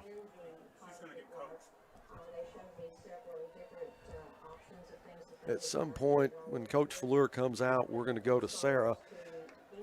Kind of get an idea what he did say at halftime. I'd like to find out myself. I bet he's got them ready to go.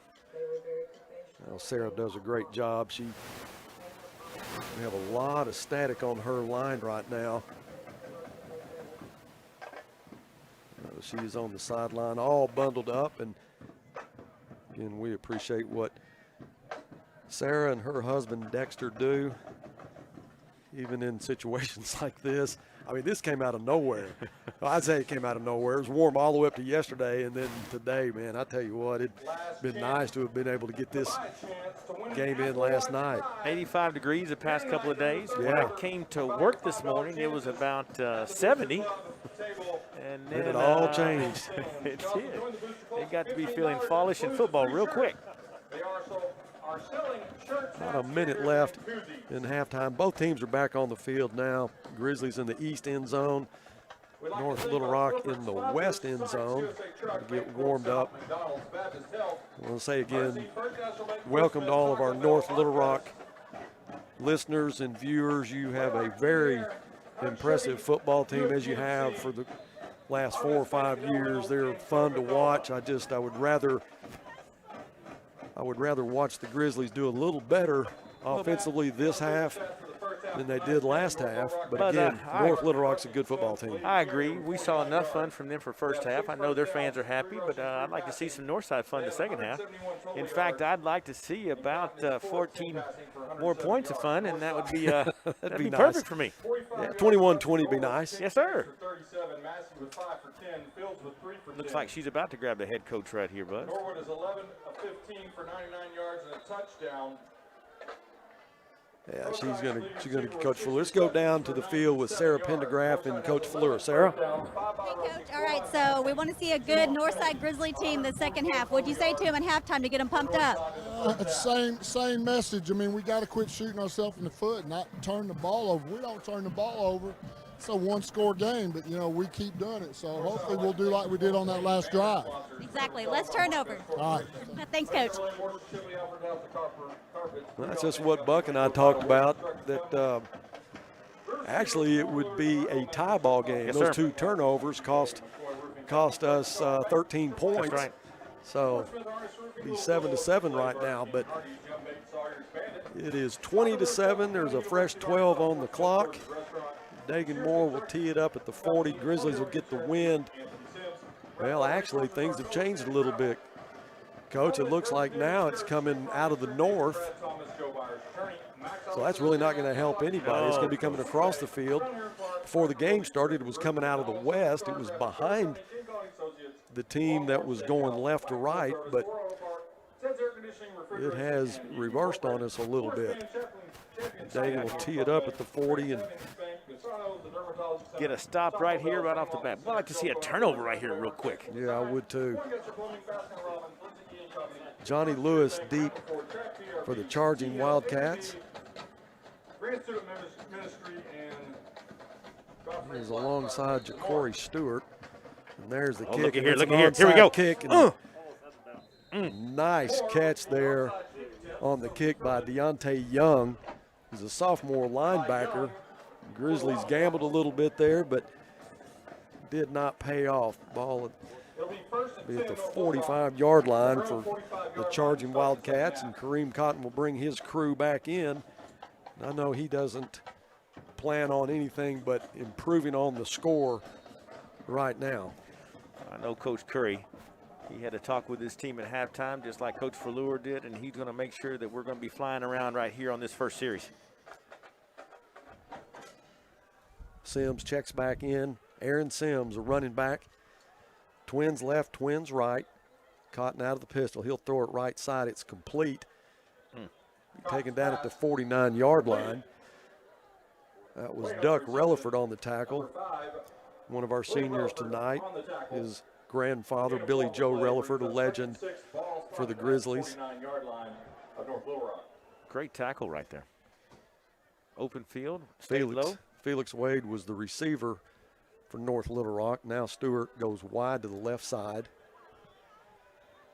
Jefferson in the slot. One back in the backfield. That's Sims. Ball is thrown and it is complete. That'll be a first down to the 44-yard line of the Grizzlies. Kind of a dangerous pass there. Hung it up a little bit, but Jefferson was able to bring it down and get the first down. Ball on the left hash. Receivers cross this up right there.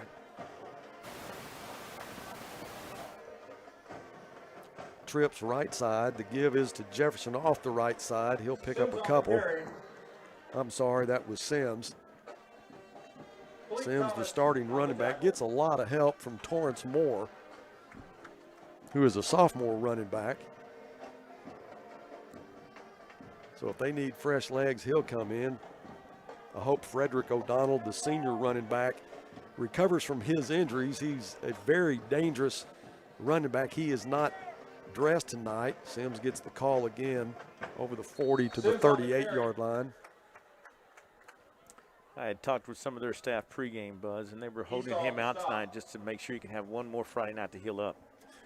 I watched him on film, and that guy, he's big, 6'1", 220 pounds. He is hard to bring down. He doesn't just go north to south. He goes east and west, and kid just has a nose for the opening. He hits that hole in a real bad mood, Buzz. 3rd and 5 for the Wildcats. Trying to draw the Grizzlies off sides. Nothing there now. Cotton looks to the sideline for his play. Big play right here. Big play. Felix Wade in the slot, left side. Referee will stop play. That'll go against the Wildcats. There we go. Move them back 5. 3rd and 10.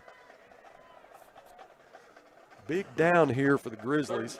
I don't think that, unless they pick up 6 or 7 yards, I don't think they'd go for it from here.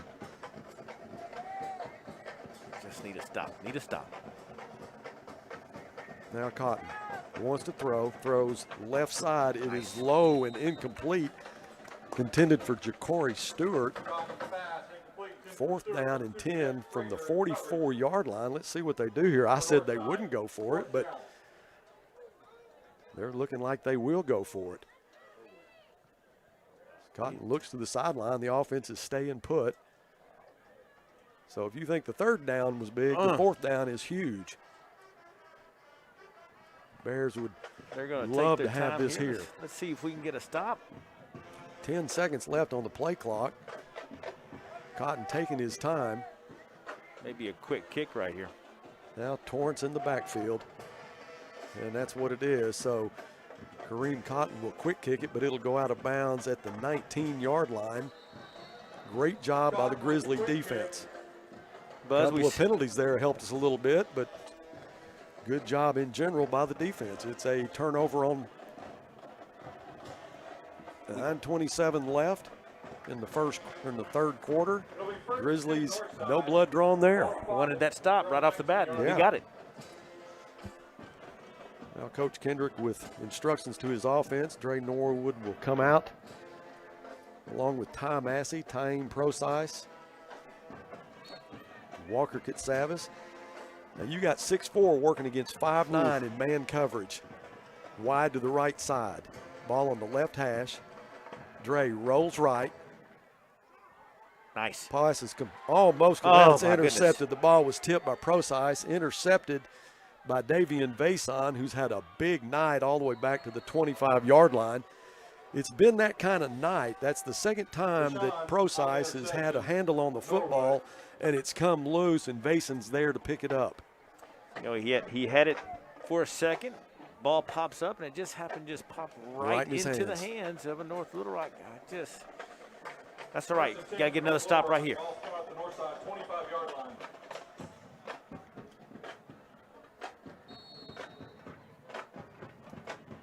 So Cotton will start again, this time from the Bears 25. 2 backs in the backfield. A little different formation than what you've seen so far tonight. Cotton give to the left side. Over the 15 down to the 11-yard line. Going to get a holding call right here. Going to bring this one back. Yeah, that was Chris Jefferson on the sweep, but that one will be coming back.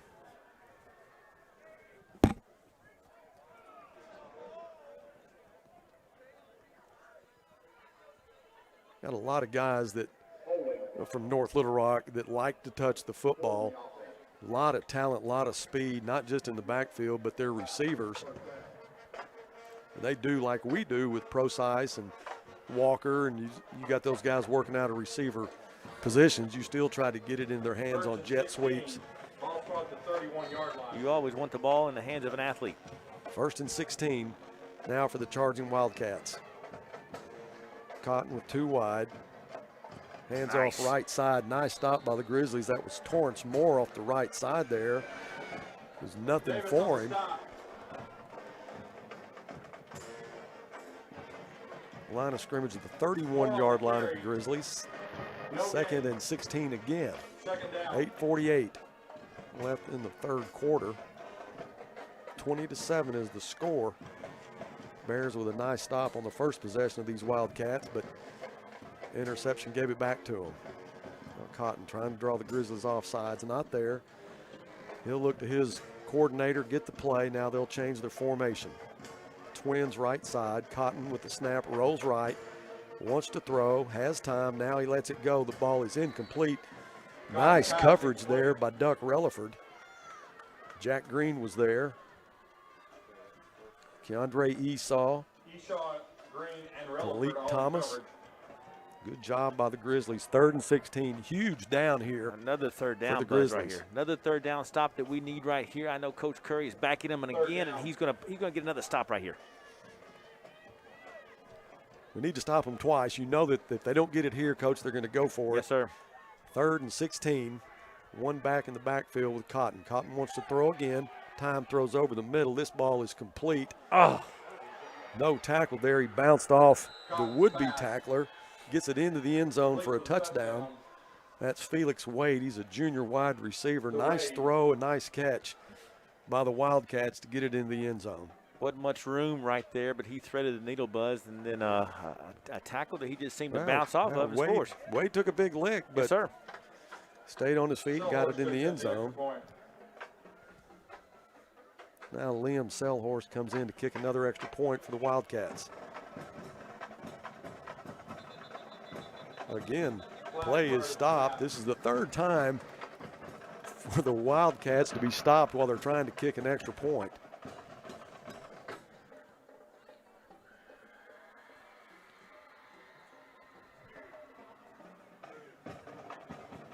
It'll go against the Wildcats. They'll move him back 5. So this will be another 25-yard extra point.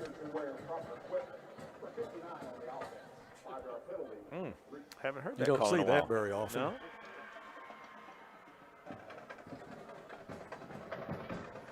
Selhorst has yet to miss anything tonight. 8:09 left in the 3rd quarter.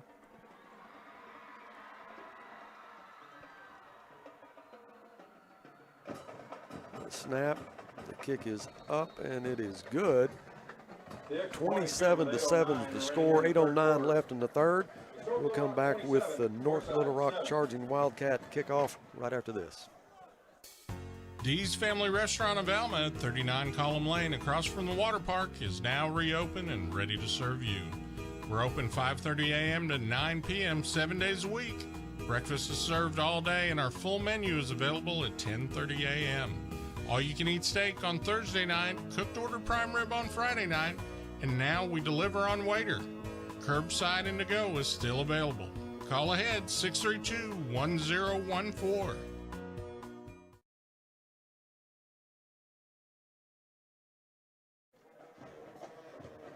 Well, Sunquist Church will go deep for the Grizzlies. charging But Wildcats. Poon Savoy 34, Sunquist and Church. Ty Massey will be deep with him. For Northside. Selhorst tees it up at the 40-yard line with a 27-7 lead. I know the Wildcats got to be feeling pretty lucky with the way things have gone for them tonight. So you're talking about 21 points so far tonight out of the, or 20 points out of the 27 that pretty much Northside has given them. 100%, Buzz, 100%. They're a good football team, but we've made ourselves just keep making mistakes. Church takes it at the 9. Church at the 20, still on his feet at the 25 to the 26. The return out across the 25. Sunquist Church, junior running back, didn't play ball last year for the Grizzlies, came from Kimmons, played basketball. Fun to watch him play basketball. He's 6 foot, 205, and can play above the rim, Coach. He's exciting to watch. Good athlete all the way around. We knew he was a great running back. Really wanted him to play last year, but finally got him out on the field this year, and you get to see him some tonight, Coach. He's very impressive. You know, and there's nothing wrong with these athletes playing 2 sports. I love to see it. Procise in motion, give to Massey, right side. Massey stiff arms a man, goes out of bounds at the 35-yard line. Ran out of bounds by Bason. Pickup of 8 yards. Now it'll be 2nd down and 2. Procise going in motion to the far side of the field. Give to Massey, coming back to the short side. Pickup of 8. Great job by the Grizzlies there with a 2nd and 2. Massey stays in the backfield. We're going to have some. Looks like we're going to have some movement.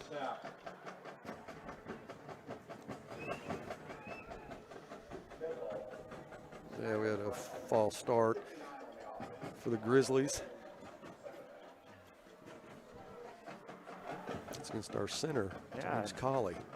Kind of wondering what he did there, unless he moved the football, Buzz, but I didn't see it. 7 for Northside. Ball's front at their own 30-yard line.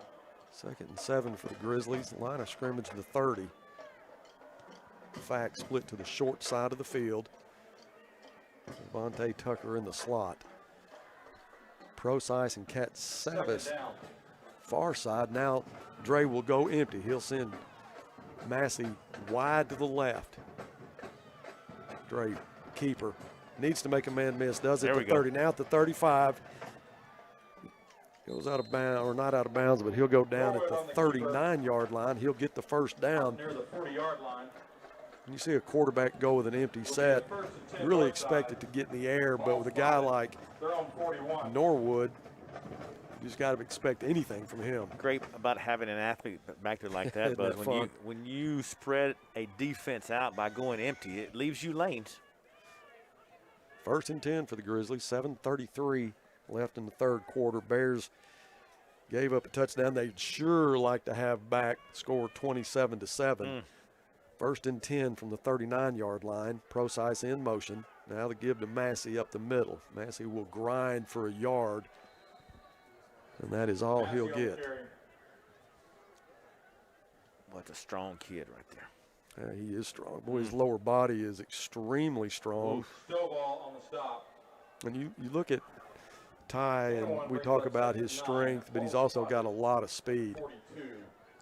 Seth Fields is another one.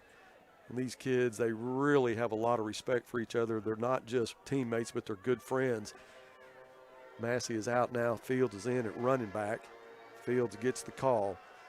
Left side over the 45 to the 47-yard line. Abrams on the stop. It's a great thing about this game they play, Buzz. You can't help but be friends with your teammates. It is the nature of this game. These are brothers for life. That's part of being a Grizzly for life. It's one thing you remember once you get to be my age is you still have all those friends from the bonds that you created when you were Grizzlies. That's right. Dre out of the pistol. Rolls right. Can't escape the Wildcats now. Another ball on the ground. Okay, good. But they're going to say that this one is a dead ball, but Norwood in some pain, but he gets up. Well, you don't want to see that. Kid is taking some hits tonight and keeps getting back up over and over again. So yeah, 2 plays ago, he looked like he got hit pretty good and got up limping a little bit. And again then. 4th and 11 for the Grizzlies. Ja'Cory Stewart will drop back for the Wildcats. He'll be at his own 34-yard line. Dagan at his 34-yard line. High snap, but Dagan was able to get it. Now the ball goes off the side of his foot, and it'll go out of bounds at the 44-yard line. Good job by Dagan Moore just to be able to get that snap. It was over his head, and he was able to go up and get it. Buzz, he may be the only person in the stadium that I'm taller than, and he jumped up right there and caught that snap, brought it back down, and saved a really bad play right there. He really did. Coach Fuller met him on the way off the field, and I think he told him that you didn't get the best kick that you wanted to get, but you did a great job just keeping that ball in our possession instead of going downfield for the Wildcats to pick up and do as they please. Line of scrimmage, the 44-yard line for the Wildcats. 1st and 10 for Cotton. Cotton drops back. He wants to throw deep. Wow. Has a man wide open. Missed him, though. Flag on the ground. That should be a holding call against the Wildcats, but they scored on that play earlier tonight. Looked like it was a blown coverage. Felix Wade running by himself down the right side. No red jerseys in sight. I think even if he had caught it, that was coming back. That was that same little wheel route they ran earlier, and he ends up, what's that, husband and wife coverage. You got him, I got him, nobody's got him. I thought you had him. Now the line of scrimmage, a 33-yard line. 1st and 21 for Wildcats. 33-yard line.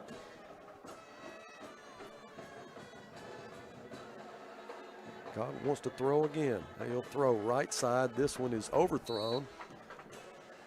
Cotton's pass incomplete. That was intended for Chris Jefferson. 15, McCade Moody in coverage. 2nd down, 21 yards down to go for these charging Wildcats. They keep throwing the ball, Buzz, and we keep getting stops. At least that clock is not running. We get a chance to get the ball back and maybe get a score in here real quick. Still 5:07 left in the 3rd. Yes, sir. Rashawn Simmons, a sophomore wide receiver, split to the short side of the field. Cotton wants to throw again. This one, little bubble screen is complete. He'll make a man miss and get it to the 47-yard line. That is Johnny Lewis, junior wide receiver. Those are dangerous little bubble screens like that. You hit a guy that's got some speed, and he's got to make one guy miss, and then he can go for a while. Still 3rd and 6 for the Wildcats. 4:40 left in the 3rd. Big 3rd down for the Grizzlies. Cotton tries to get a cheap 5 yards. It's not there. Now he'll regroup. 2 backs in the backfield. Wildcats throw a lot more than they have been, and he'll want to throw again. Now feels the heat. He'll go down. Nice. For no gain. Good job by the Grizzlies. That was Rock Jackson and Damaris Medlock on the tackle. Good job by the Grizzlies. That brings up 4th down, so the Grizzlies will get this back. No gain, 4th down. Well, I'll tell you what, defensively, we had some big stops right here. Joseph Maffei back to punt.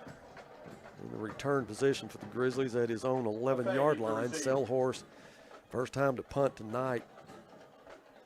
Punt is away. It's end over end. And it'll take a big-time bounce for the Wildcats all the way down to the 11-yard line of the Grizzlies. That's a dangerous kick. You really just want to get away from it. Maffei did the right thing. Remember back when his brother played, which was a couple years ago, Jeremy Maffei wore number 12. He was a receiver, and he returned kicks. And coach, he didn't know how to fair catch. Didn't know how to do it. You know, that's this is one of the scariest spots on the field to me. You're looking up at a ball while 11 young men are screaming at you. And he was fearless, and I don't know how many times he saved us that, you know. Yes, sir. where a ball would roll that long, but you're just smart to get away from it, and Joseph did that then. Pass complete to Massey. Massey at the 10, lowers his head, gets to the 16, maybe the 17-yard line. That'll be a 1st and 10 for the Grizzlies. Not only can Ty Massey run with the football from a handoff, but he's a really good receiver. Does a good job catching. He really concentrates, watches the ball all the way to his hands, and he knows really all he's got to do then is just lower his head and run over somebody. He got matched up with a D-back, and I don't believe that D-back has been hit by Massey like that. And I'm probably thinking right now he's wishing, I don't want to make those kind of tackles anymore tonight. 1st and 10 for the Grizzlies. The line of scrimmage is the 17-yard line. Trips left side for Dre. Dre hands it to Massey, goes off the left side. Host of Wildcats there.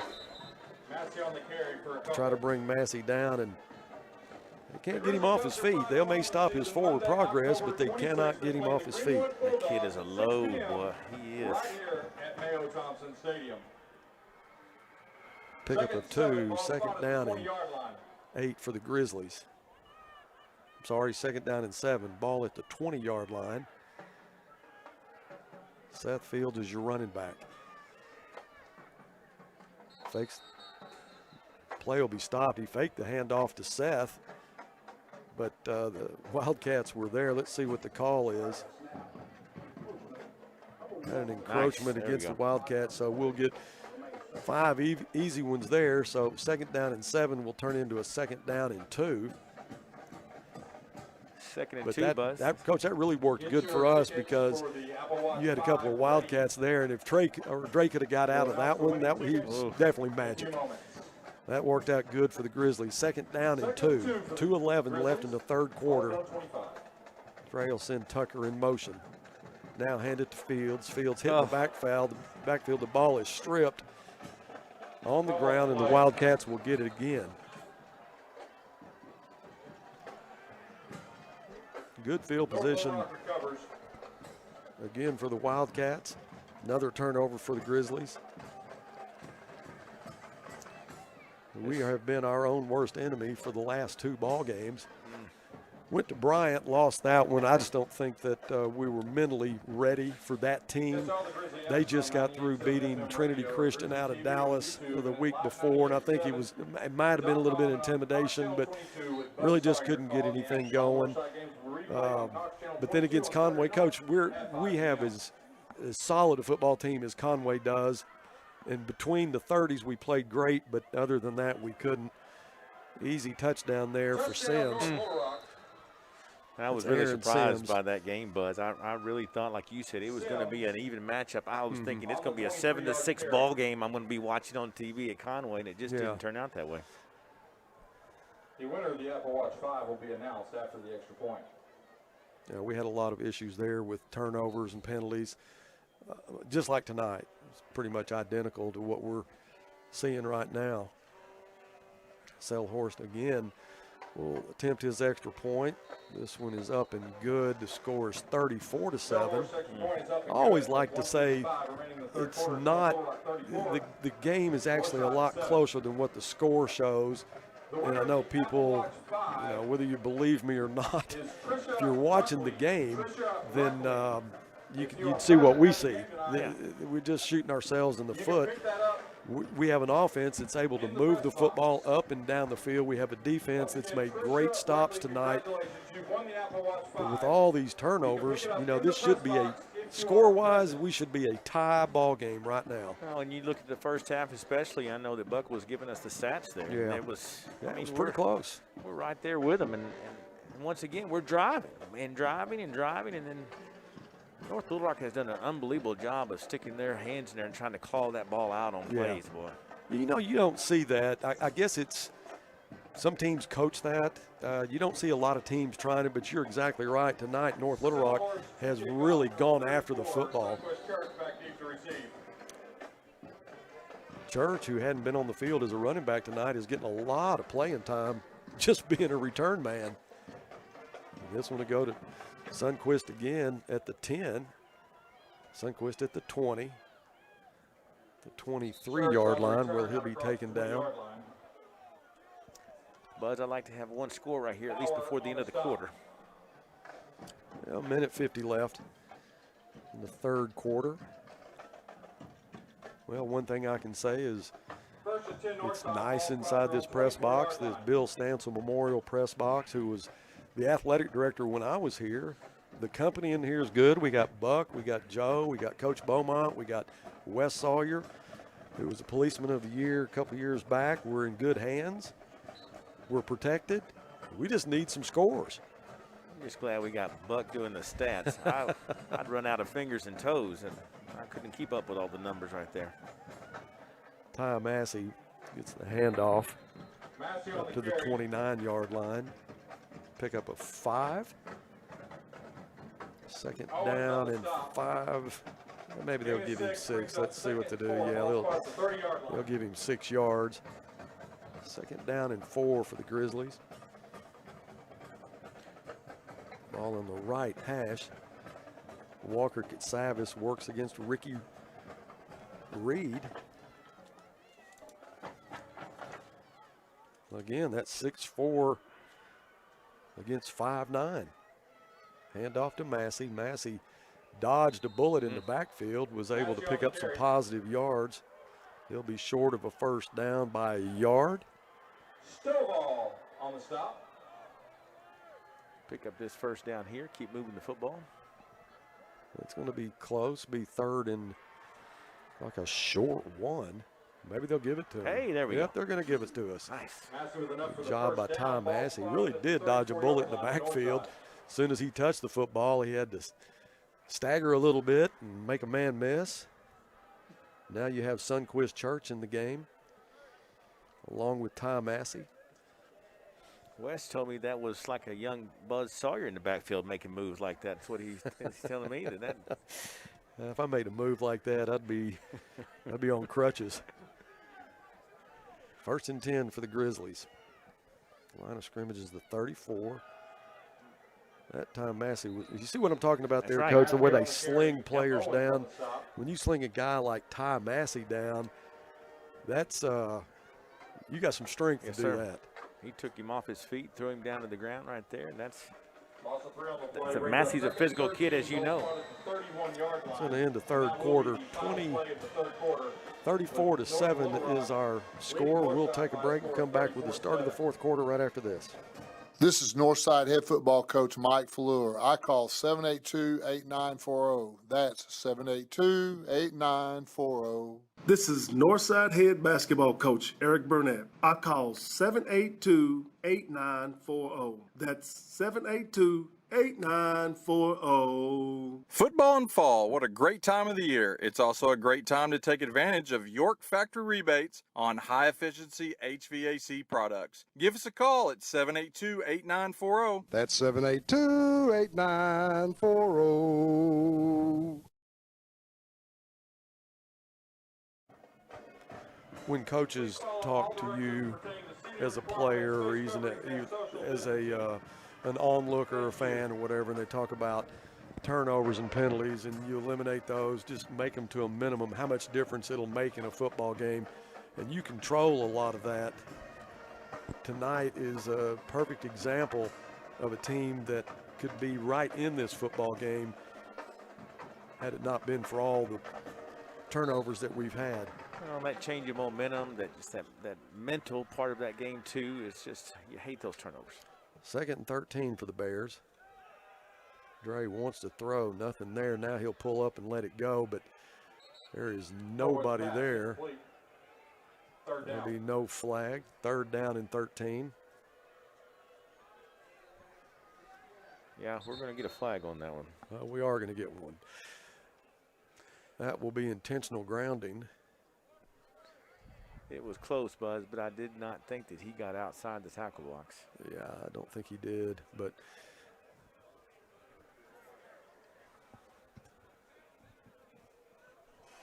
intentional grounding. Number 7 on the offense. That's a 5-yard penalty from the spot of the foul. The loss of downs, what really hurt you there. You got third and 18. You got more than that. From the spot of the foul. Yeah, third and 18. So 11:55, just starting the fourth quarter. It's 3rd and 24. Dre throws across the middle. The ball is almost intercepted. Maybe they say it is intercepted. Let's see what the referee says, and he's going to give it to him. Again, a tipped ball and just an aware defensive backfield. North Little Rock, and that was Marion Williams on the interception. Turnover after turnover. Gee whiz. It'll be 1st and 10 North Little Rock at the Grizzly 46-yard line. You know, it's just frustrating for the staff. I know it's frustrating for the kids and the fans. It's just, oh. Yeah, it is. It is hard to go through this when you know that you should be in the ball game. It'd be one thing if you were just that much outclassed. Now Cotton wants to put a nail in the coffin, and he does. Ja'Cory Stewart with nobody in the vicinity of Ja'Cory Stewart. And I made a bad mistake. Misspoke before the game started. I've watched a lot of Kareem Cotton over the years, and I watched a lot of film of him for the previous ball games, and this team runs it 7 out of 10 times. Well, tonight they're throwing it 7 out of 10 times, and I said Kareem Cotton wasn't that accurate. He's about as accurate as you can be. Well, you know, you take a big-time running back out of the lineup, and it forces him to do things that we didn't really think he could do, and sure enough, he's an athlete. Great athlete, and he's spun it very well tonight.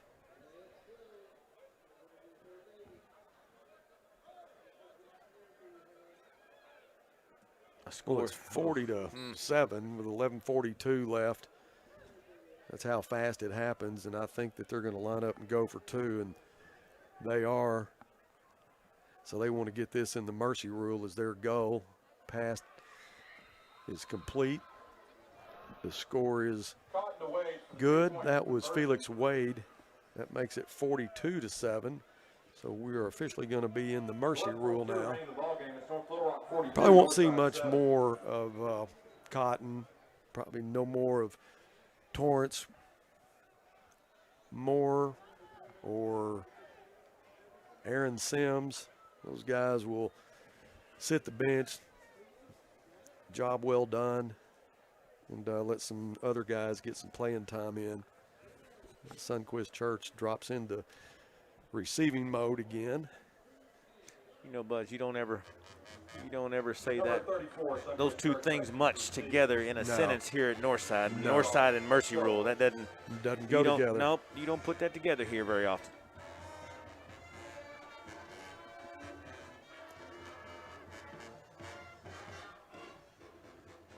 Liam Selhorst, he's a senior kicker and punter. He's punted twice tonight, but he's kicked 2 field goals and a lot of extra points, kicked off a lot. He's probably going to have to get some ice treatment tomorrow on his right leg. Oh, my goodness, that kid put in the work tonight. Yes. Kick is on the way, and Church again will take this at the 3, bobbles it, but he'll get it back. Hit at the 15. May get to the 17-yard line where he's taken down. See if the Grizzlies make any change here on offense. Well, they're going to bring back Dre Norwood. Packer on the stop. Still 11:33 left. Boy, a lot has happened in just the first few seconds of the fourth quarter. I mean, we were just talking about 20-7 and get a stop, and then all of a sudden, 42-7.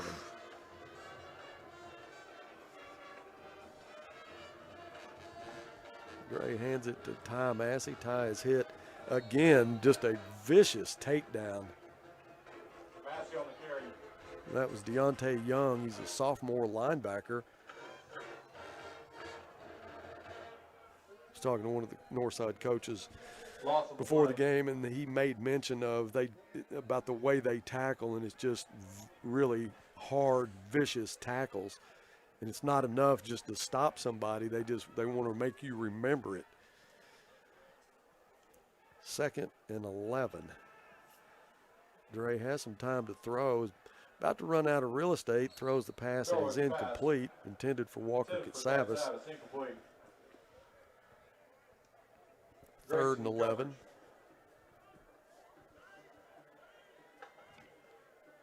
He had some time there, but just couldn't find anybody open.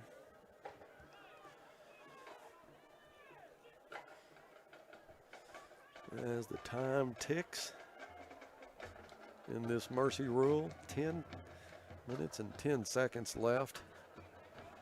And it will go fast. We'll go down to Sarah Pendergraph. Sarah, you with me? Yep, I'm down here. 3rd down. Have you warmed up? Actually, the wind stopped blowing, so it got a little bit better down here. Well, that's good. I'm looking at the flags, and you can see they're not near as wind-blown as they were, but with the window open here in the press box, it's a little bit chilly in here, but it's not near as bad as it is out there. I think had the Grizzlies stayed in this ball game, we'd all be a lot warmer than we are right now. 4 days. O-R-D-A-Z. O-R-D-A-Z. Sarah, we have one more home game. Next, it'll be in 2 weeks against Little Rock Southwest. So we'll be back here for that. But then next week, we go to Cabot. Cabot, another very good ball team that has played, I think they've only lost once, and that was against Conway. That was a 52-49 loss. Yeah, that was a shootout there, bud. And Conway had a 21-0 lead at halftime. They scored 49 points in the second half. Coach, that part is unbelievable, but it is this conference. There is no kicking dog in this Central Conference. Every team, you don't go out there and strap it up every night, you get beat. Well, Conway, Cabot, North Little Rock, and Bryant is about as tough as you're going to see in the 7A, and they are in the Central with us. And boy, you talk about, you're exactly right, it is every week. Cabot's got a quarterback. You talk about Kareem Cotton tonight. He's a good player, great athlete, but that G that plays for Cabot, that kid is for real. James Clayton, I was talking to him last week. He actually did some color with me in the Conway game, and he's playing ball for UCA. That's right. And he was talking about G's a buddy of his, and they do a lot of hunting and stuff together, and he's talking about what a great athlete he is, and I think he's already committed to UCA. Those 4 teams that you talked about, that gauntlet, I talked to Coach Pittman. I said, you think you got it tough at the University of Arkansas. You ought to come down here to the Central Conference and play some of these teams, Coach. Boy, how much do the Hogs love him.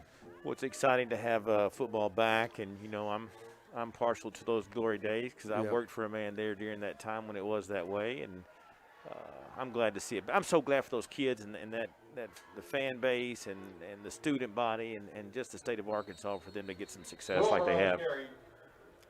I am too. When you were coaching there, the guy you're talking about is Houston Nutt. He and I played against each other in high school. When he was at Central, I was here.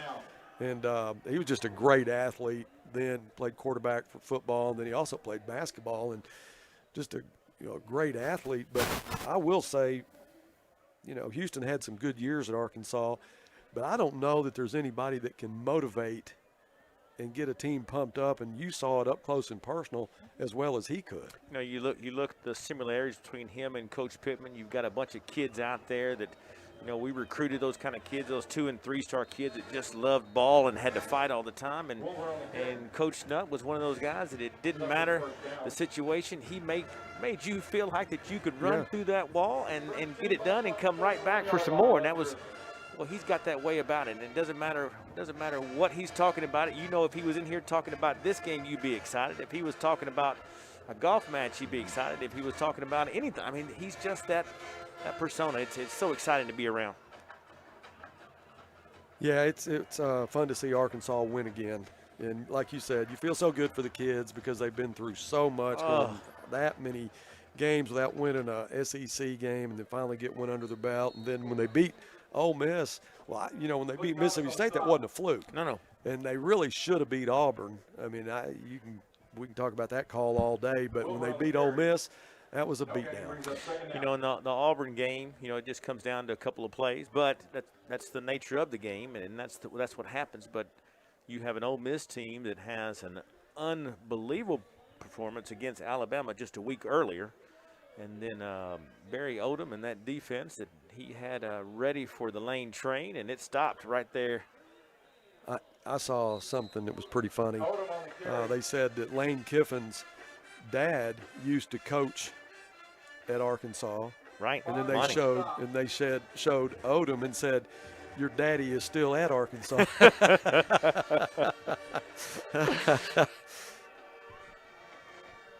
Third down for these Wildcats.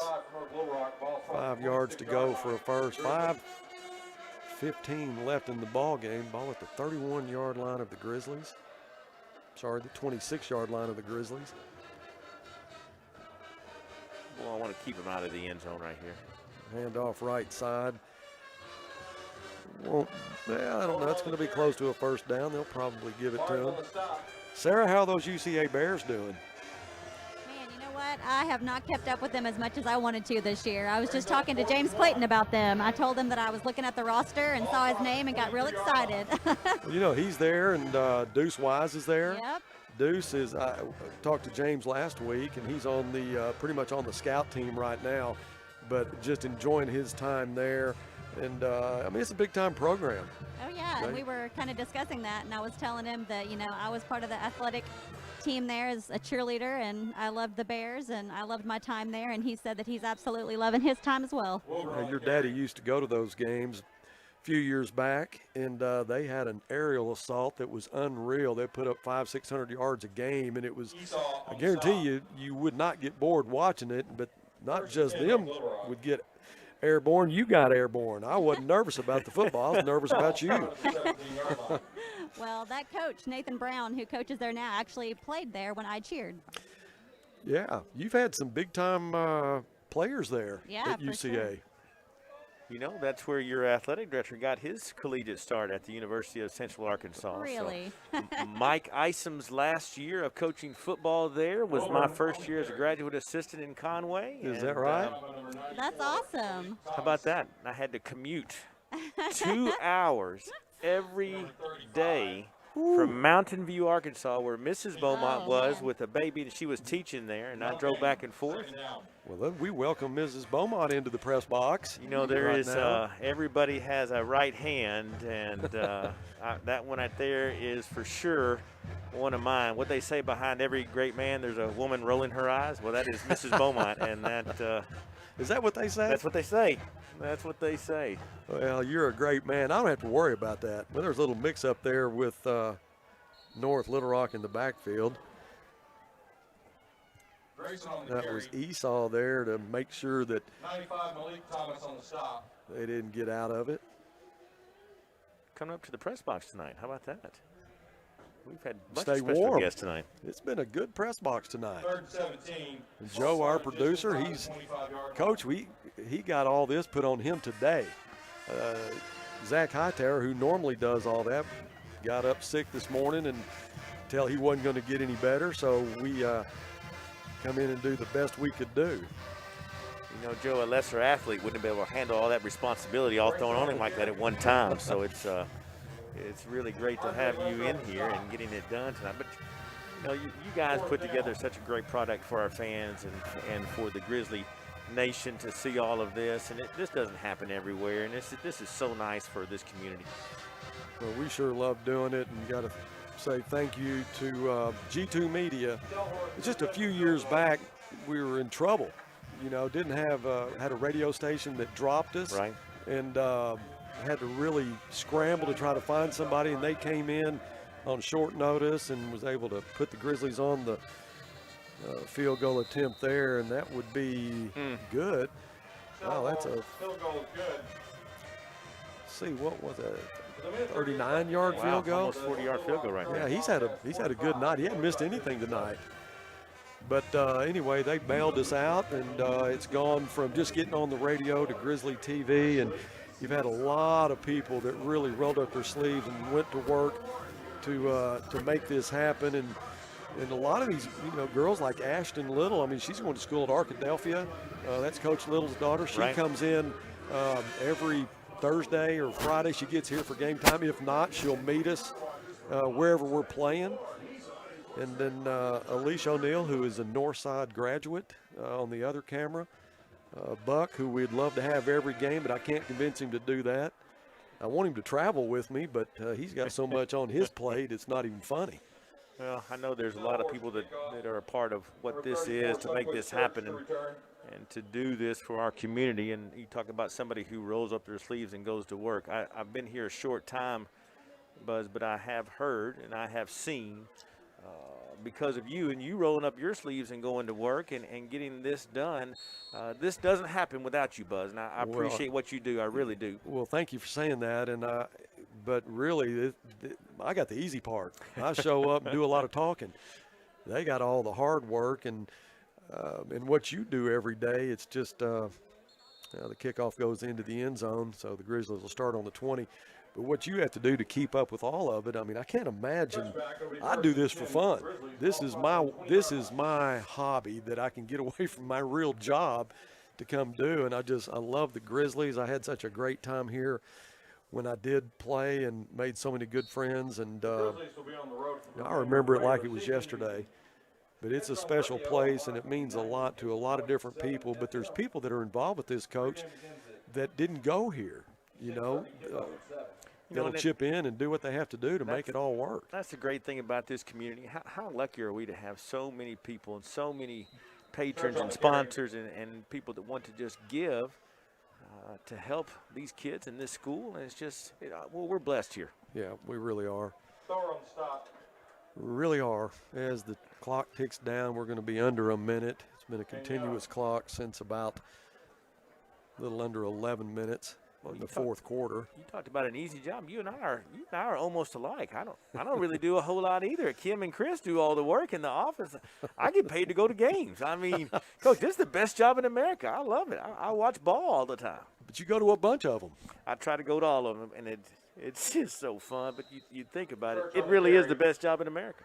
Young on the stop. Well, we got Sarah Pendergraph and Dexter Pendergraph that they come in and do what they do. Sarah just had a baby. She just turned 7 months old, and that's my granddaughter, Maggie. And they've figured out a way to get here on Friday nights. But they have a lot of people that, you know how grandparents are. They'll participate to help make sure they can get out and do some things they want to do. So, Sarah, anytime Maggie needs a place to go, you know you got it made. And that is the except you can't keep her on Friday nights. Well, now, Sarah, we can get a pack and play up in here in this press box. We could do that, no problem. Yeah, we could definitely do that. Oh, for sure.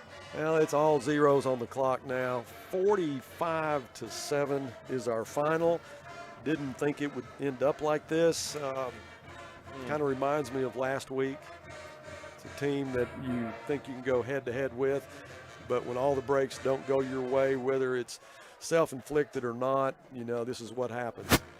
Well, this is the another great thing about this game, Buzz, the adversity that you face.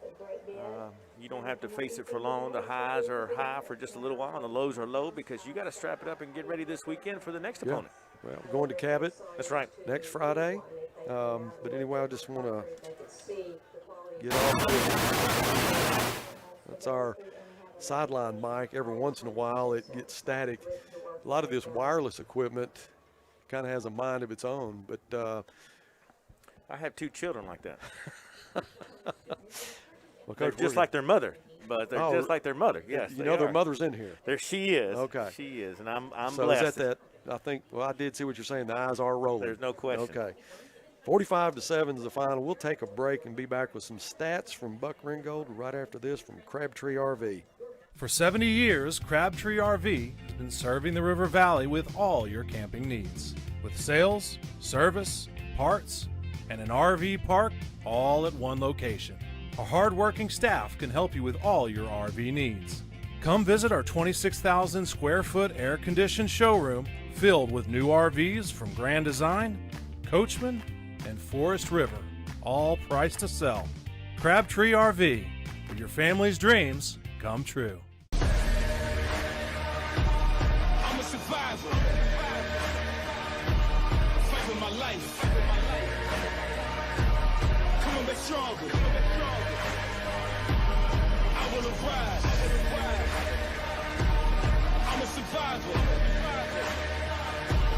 Fight for my life. Come on, back stronger.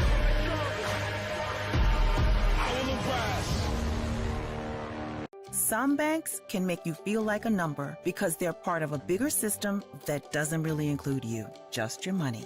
At Legacy National Bank, we're people you know, folks who will take the time to get to know you personally and your financial goals.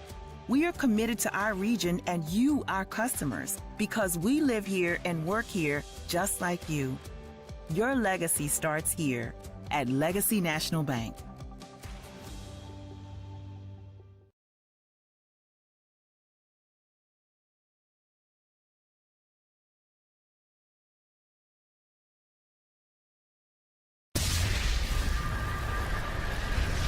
You're watching Grizzly TV.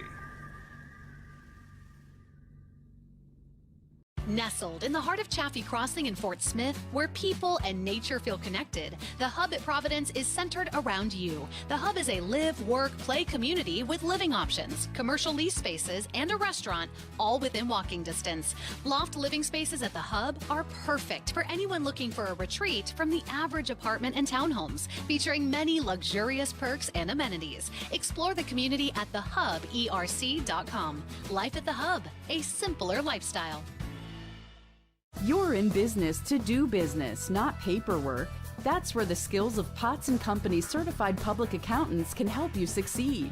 Trust the experienced professionals of Potts & Company for tax preparation, bookkeeping, and other business services. Using QuickBooks for your operations? They're QuickBooks experts. The Potts & Company team can help you establish, organize, and optimize your QuickBooks for utmost effectiveness. Visit pottscpa.com to learn more.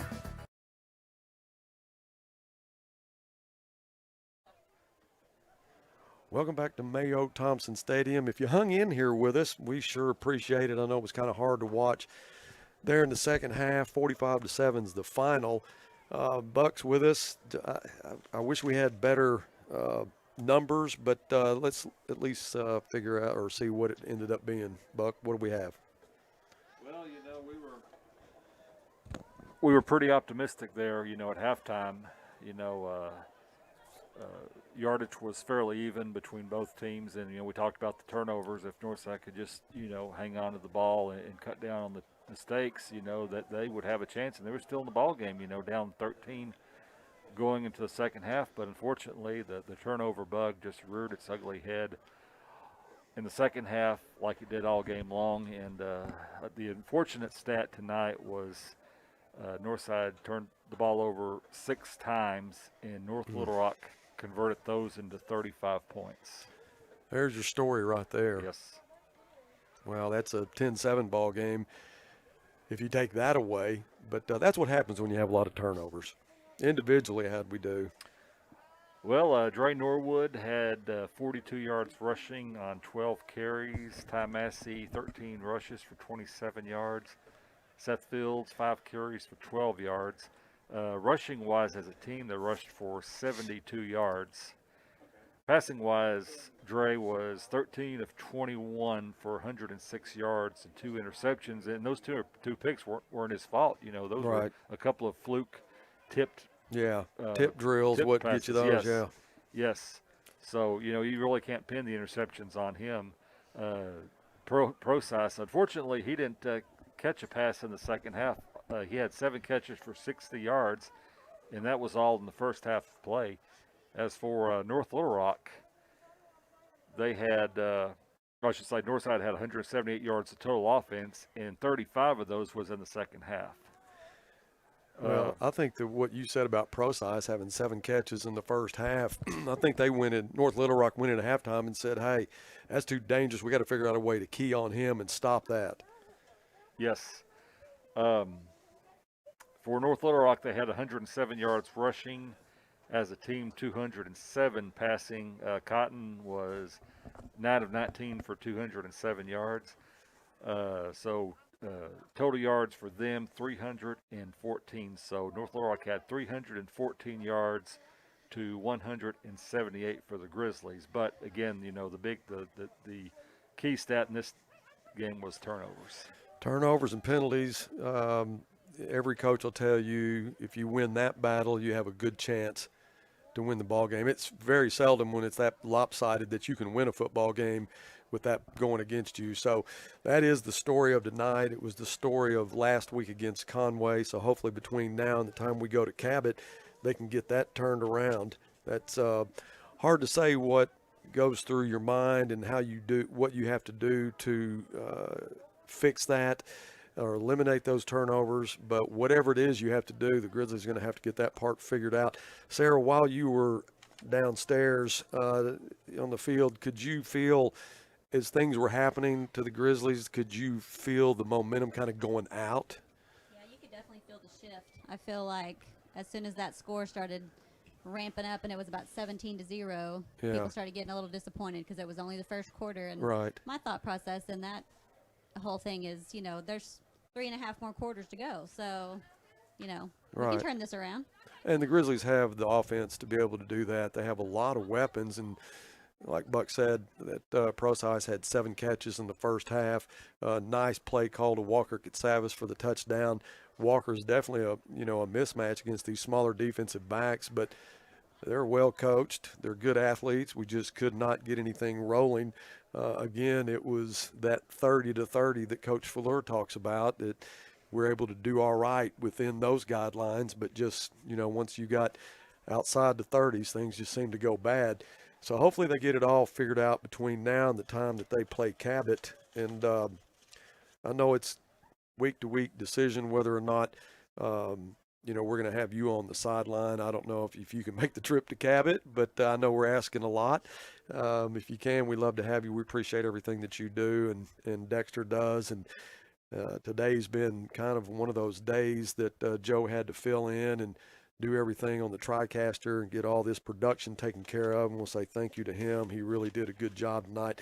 Appreciate you and Dexter getting out there in the cold. Well, hey, we sure love it, and neither of us went to Northside, but we are sure Northside Grizzly fans now. So well, we sure appreciate that. It's hard not to be a fan when you see the excitement of the Grizzlies, and this is not a normal circumstance. We all get that, but I remember last year when the stands were full and how exciting it is to play here at Mayo Thompson, and even when we do travel, you have so many faithful Grizzlies that go to the games, and it is always amazing to me to be in a press box at a visiting school and see the amount of Grizzlies that show up compared to the people that show up here that we're playing. So my hat's off to those fans that do what they do. We appreciate them. And the weather's turning a little bit cold, but like you said, it changed a little bit there in the second half. The wind slowed down a little. Maybe it wasn't as unbearable. So I hope it doesn't take you too long to thaw out. Thank you again for what y'all do. And Buck, appreciate you being back. It's a joy working next to you. Absolutely. And I don't know what you have going on for the rest of the weekend, but I'm sure it is full of sports news. Well, that's a great time to mention. Next week is the state volleyball tournament, and the state volleyball tournament next week. And Northside, unfortunately, they lost in the semifinals earlier in the week and ended up with the 4th seed out of the Central. So their first game is going to be Tuesday afternoon up in Fayetteville. That's where the state volleyball tournament's going to be. And last year the Lady Bears won a first round state tournament game to get to the quarterfinals, and I think they got a pretty good chance to do it again this year and reach the quarterfinals for the second year in a row. Well, that's awesome. Yeah, to keep us informed on that. Do you know anything else about any of the games that are played tonight?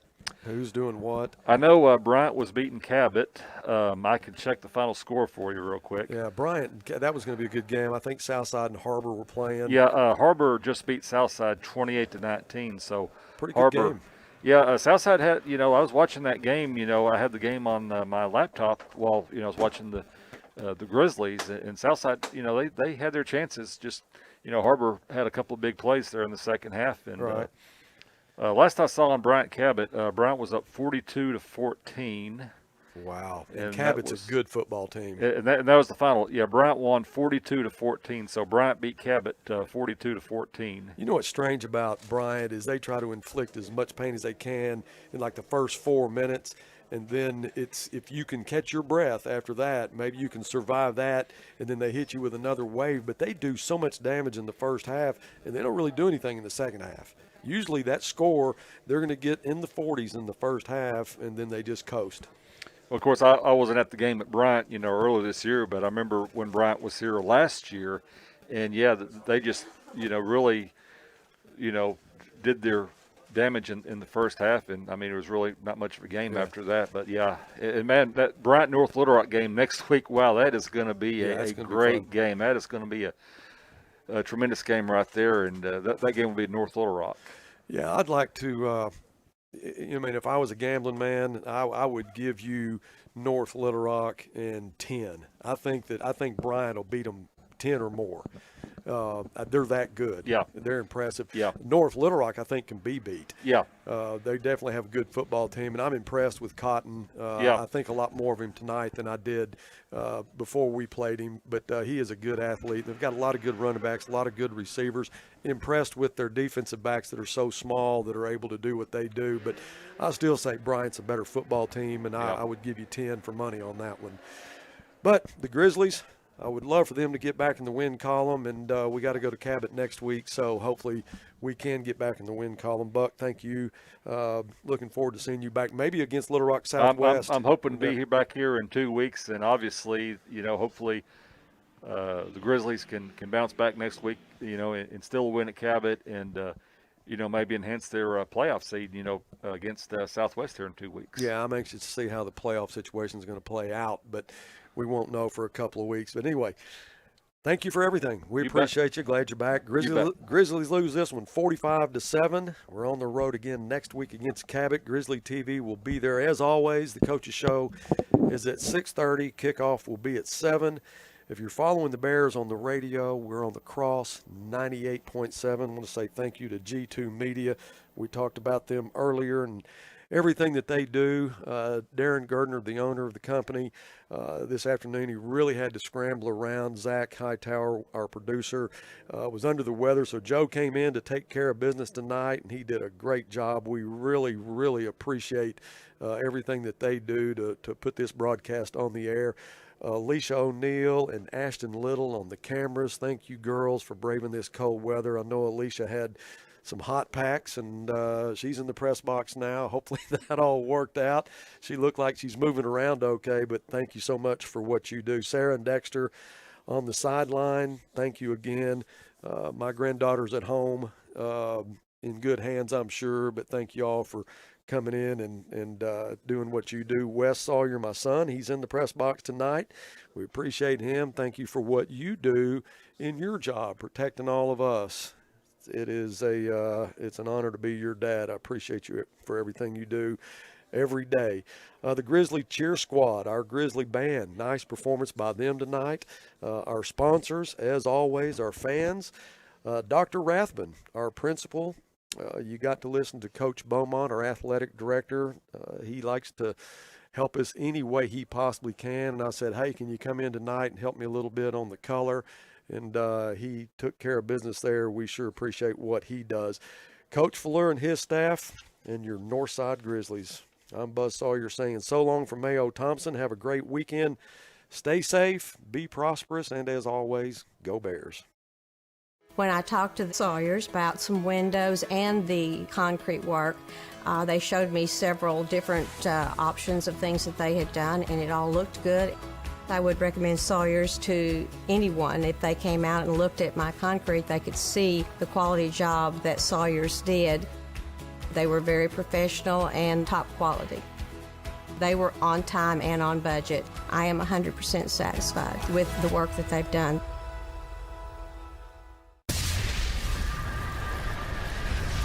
You're watching Grizzly TV.